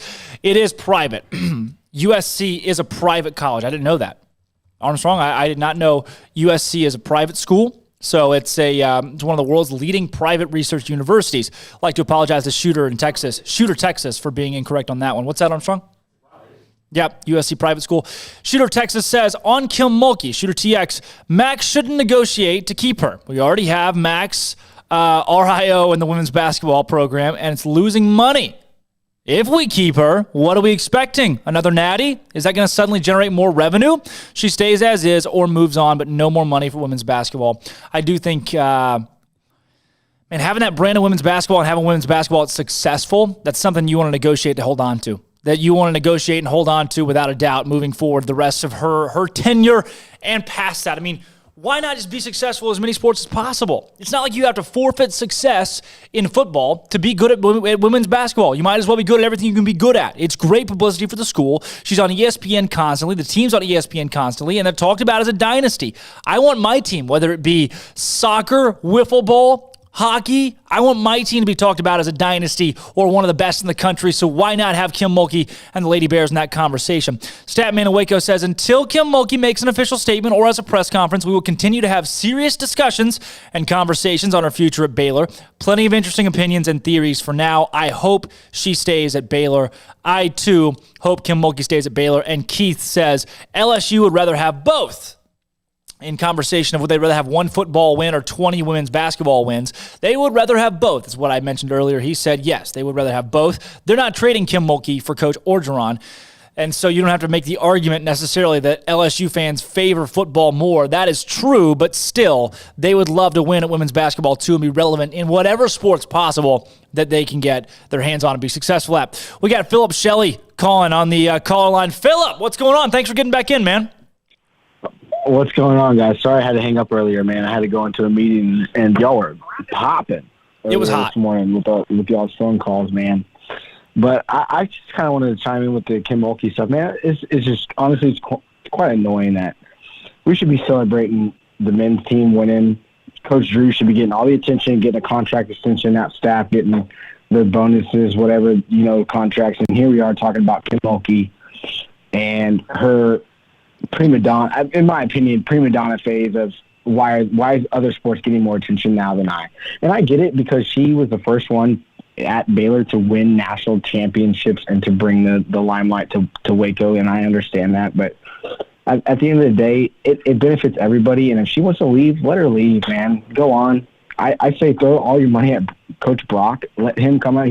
That's an assistant in women's basketball that deserves a head coaching job. Throw your money at him. Let him see what he can do with the Baylor program and keep it the same. So I just all think it's quite annoying. If she wants to leave, let her leave. Especially she's going to do this when we're trying to celebrate the men's team, and she's taking the limelight away from them.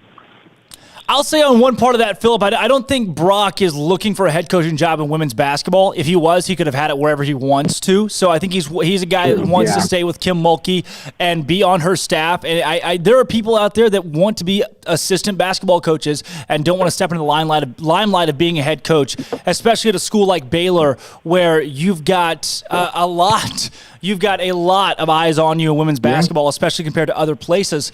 With that too, Philip, I don't know. I'm warring with this because this could be a poker move. This could be her showing, hey, I'm going to put this could very well be a poker move. Like, I'm going to put this out there. We'll see who bites. We'll see what bites. We'll see what kind of traction we can get from it and what kind of attention she can get, or women's basketball can get. However, I do want to note that this isn't something that she came out and tweeted or came out with in Waco. It was maybe an even off-the-cuff comment that she made on a radio station in Baton Rouge. So this wasn't calculated. I don't know that this was calculated, but I do think you can raise the question, when she said what she said, did she know what she was doing? Oh, yeah. I mean, come on, man. These coaches are smart people. They know what they're doing. She knows, and we used to have a running joke when I worked there, who runs Waco? And it was always Kim Mulkey. Yeah. But now who runs Waco? Are you arguing Scott Drew now runs Waco? Football team runs Waco? She's not the only person now that's bringing national championships to Waco. And I think that could bother her a little bit. And coaches, at the end of the day, everybody has an ego, and it's how strong that ego is. And we all see how she acts on the sideline, and we see that. Did Coach Drew winning a national championship bother her ego a little bit? And now she's wanting to play her hand and see what she can get out of it. I think that's definitely something you can speculate. I mean, and it's all subjective and up for speculation. Kim Mulkey's got personality. She's got a presence, and she's not afraid to go out there and be the life of women's college basketball. We've seen that in the last few years. She's in the news almost every season for something different, whether it be good or something that may be controversial. She's out there. She puts herself out there, and she's okay with that. And I want to know, is this a calculated move? I don't think Kim Mulkey does anything without thinking it through and knowing the repercussions she'll face. So she knows. I mean, she's smart. Oh, that question's out there. You don't win 3 national championships and not know what you're doing. Calculated moves and that sort of thing. So I definitely think that it was a calculated move. Maybe I think, again, it's subjective, not for speculation, but this move, I want to ask you this, Philip, because you've been in the coaching game before. Her making this move, is there any way in which this could hurt her? I mean, would it not be, if, say, it is a poker move for Kim Mulkey to make these statements, is there a way in which that could hurt her, or does this solely play to Kim Mulkey's benefit by making what would be, in that case, a smart move? I think there's 2 aspects of it. There's a personal life move to where she's probably going to get close to the same amount of money she's getting here. If she goes to LSU, they're going to match it. They'll promise her a bunch of things. But Baylor's proven to keep up with those promises, to promised the amount of money to women's basketball to give her the resources that she wants. I mean, if you walk into the basketball offices, her 3 national championship trophies are right there when you get in there. I mean, they're right there on the right. They're on the court. So they put all 3 championships on the Farrell Center court. Yeah, they're all there. And if you go to LSU, you're playing second to third fiddle behind men's basketball, which is LSU. It's getting there. I mean, they had that NCAA situation thing a couple of years ago, but you're always playing second fiddle no matter what to football, no matter what. And women's basketball, they get the attention to football. They rival a men's basketball program, the amount of funding they get.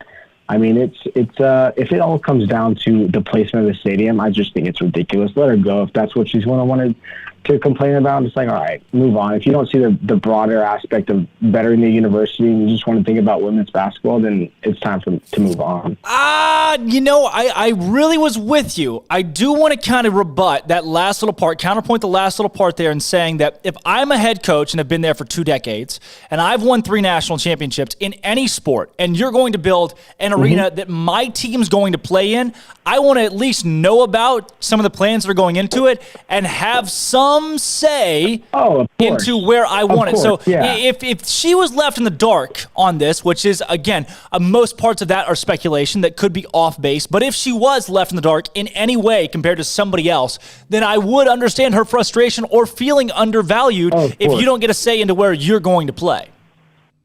Oh, of course. No, I honestly, I don't think Mac Rhodes would do that. I don't think Baylor University would do that. You know, she's won 3 national championships. You give that lady credit. You give her the respect she deserves. Because she's second fiddle to Gina Ariema. I mean, she is a top-tier program. It's never a question if we're going to make the tournament. It's never a question if we're going to make the Sweet 16 with them. So I don't think that she's getting played to where she's just under the dark, but maybe Scott Drew's voice now has a little bit more carry now that he has that national championship, because now you got a men's basketball championship. They become they're profiting. Their ticket sales, I think y'all touched on that earlier. The ticket sales for men's basketball next year are probably going to be out of this world. They should be. Especially with the recruits we have coming in, the hype, and women's have that every year, and they don't bring the money in. So whose voice is going to carry a little bit farther? Without a doubt. And I think a big part of that is there are sponsorships that come with both sports, and the disparity between those from a monetary standpoint is pretty vast. And and don't forget who was the brand, who was the sports program. And I think maybe a lot of Baylor fans remember this. Baylor basketball, men's basketball, was Adidas for the longest time. Yeah. You had Under Armour in softball, baseball. You had who was the first program really to bring Nike to the table? Football. Women's basketball. Women's basketball. There you go. Women's basketball was Nike. Well, that's part of it. You got to think about that too. Yeah, she has a lot of voice, and I think people need to earn her respect. But if she wants to just throw a hissy fit, I'm tired of it. Just go on, and if she thinks she can do better at LSU, then let's see it. Well, I'll say this. I don't know. I think hissy fit's a strong word, and a lot of the stuff we're putting out there all comes off of comments that she made, again, possibly off the cuff. And I think, but also, it's people's jobs to speculate that. You know, it's fans' jobs to raise those questions of what is the intent with this and what is going to come of this.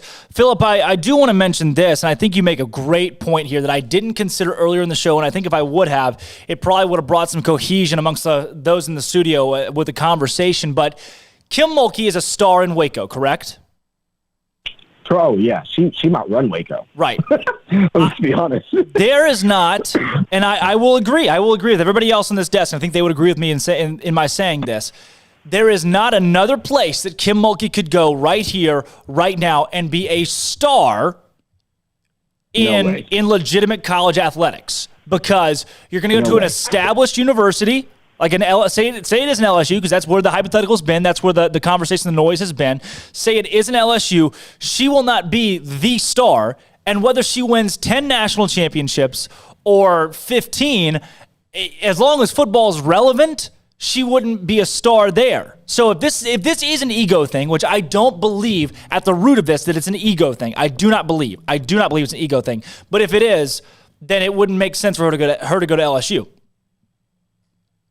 Yeah, I don't think any of the move is if from a coaching career standpoint, it's like you've got it made here in Waco. I mean, she gets any recruit she wants, especially in the state of Texas. You get any recruit you want. And, I mean, we all hate it, but, the University of Texas, they've got a solid women's coach down there in his first year. He can start. If she leaves, she can't really pull out of Texas anymore. I mean, that's going to be hard for her. Yep. Having to recruit against the University of Texas with what that coaching staff has. And now you don't run Texas the way that Baylor used to run Texas, and you don't run the Big 12 the way that the Baylor has run the Big 12 the last, 20 years it seems like.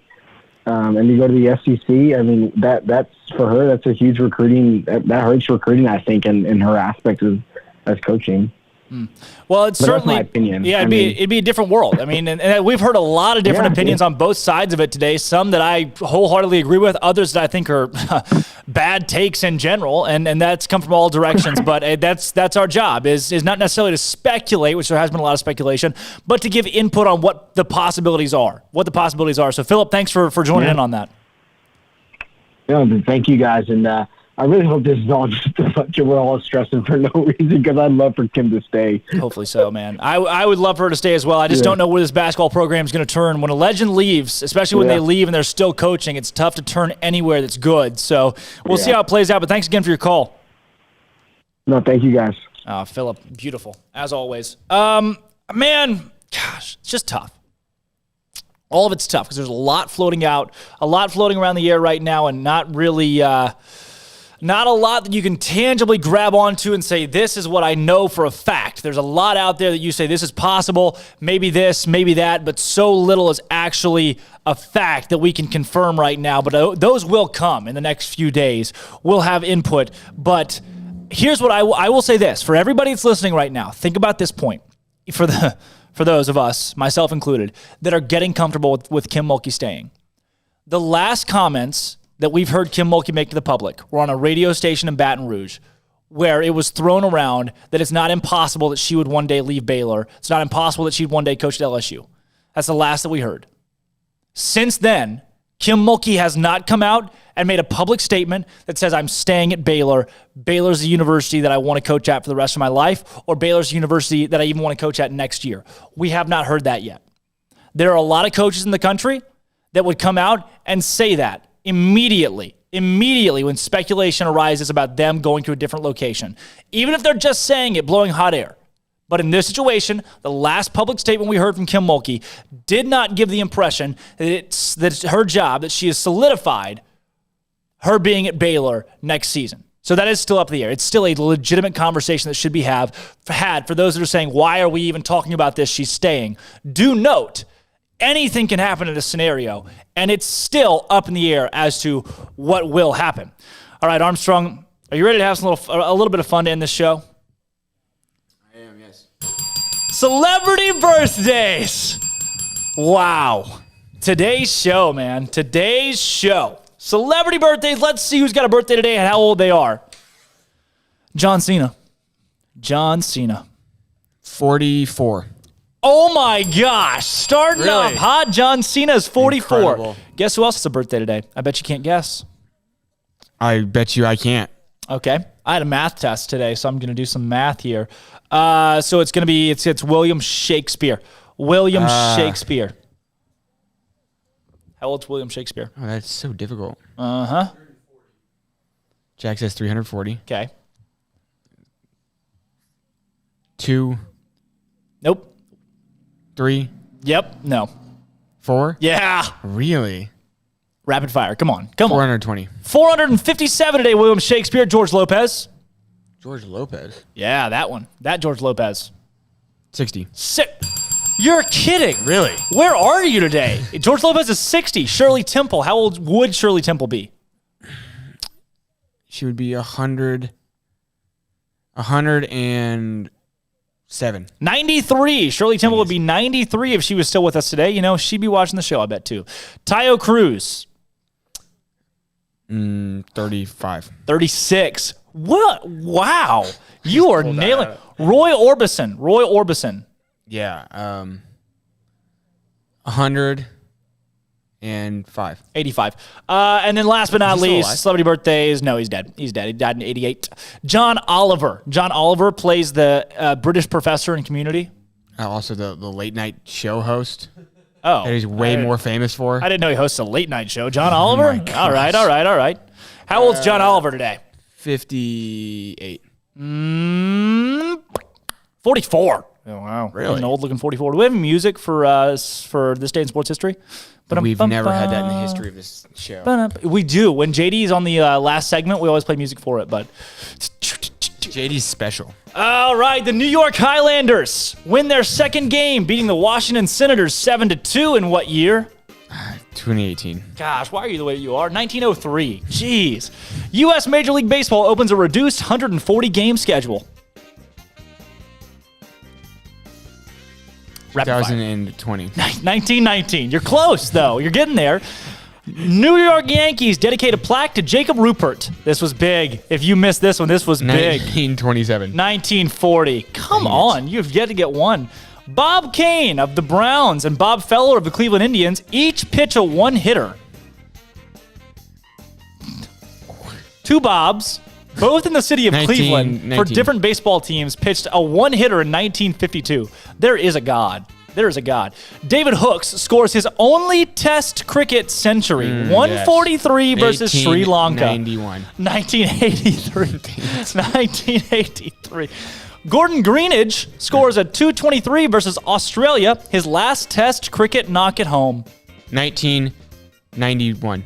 Oh my gosh! It was 1991. Hey, I'll tell you, you have these sorted by year. Yeah. Okay. Yeah. I'm just now picking up on that. Alex Smith. Not by popularity, not by importance, by year. Alex Smith, first pick by the San Francisco 49ers. Oh my gosh. 2005. 2005. Jack knew that. West Indian cricketer Chris, not Christ. Chris Gale smashes the fastest century in history, 30 balls. 2012. 2013. LSU quarterback Joe Burrow is the first pick by the Cincinnati Bengals. Oh, you guys know what that means. Was that 2019? 2020? Later, guys. All right, I'm Drake Toll and Armstrong Sims, Jack McKenzie. We'll be right back here on Uptempo on Monday on the SicEm365 app, on YouTube, and at SicEm365.com/live. Monday morning, we will know something about Kim Mulkey, right? Well, we'll be talking about it. Acrobatics and tumbling in the national championship tonight. Tennis in action this weekend. I'll see you at the spring game tomorrow. Green and gold, come say hi to me. If you find me, I'll give you something for free. This has been Uptempo.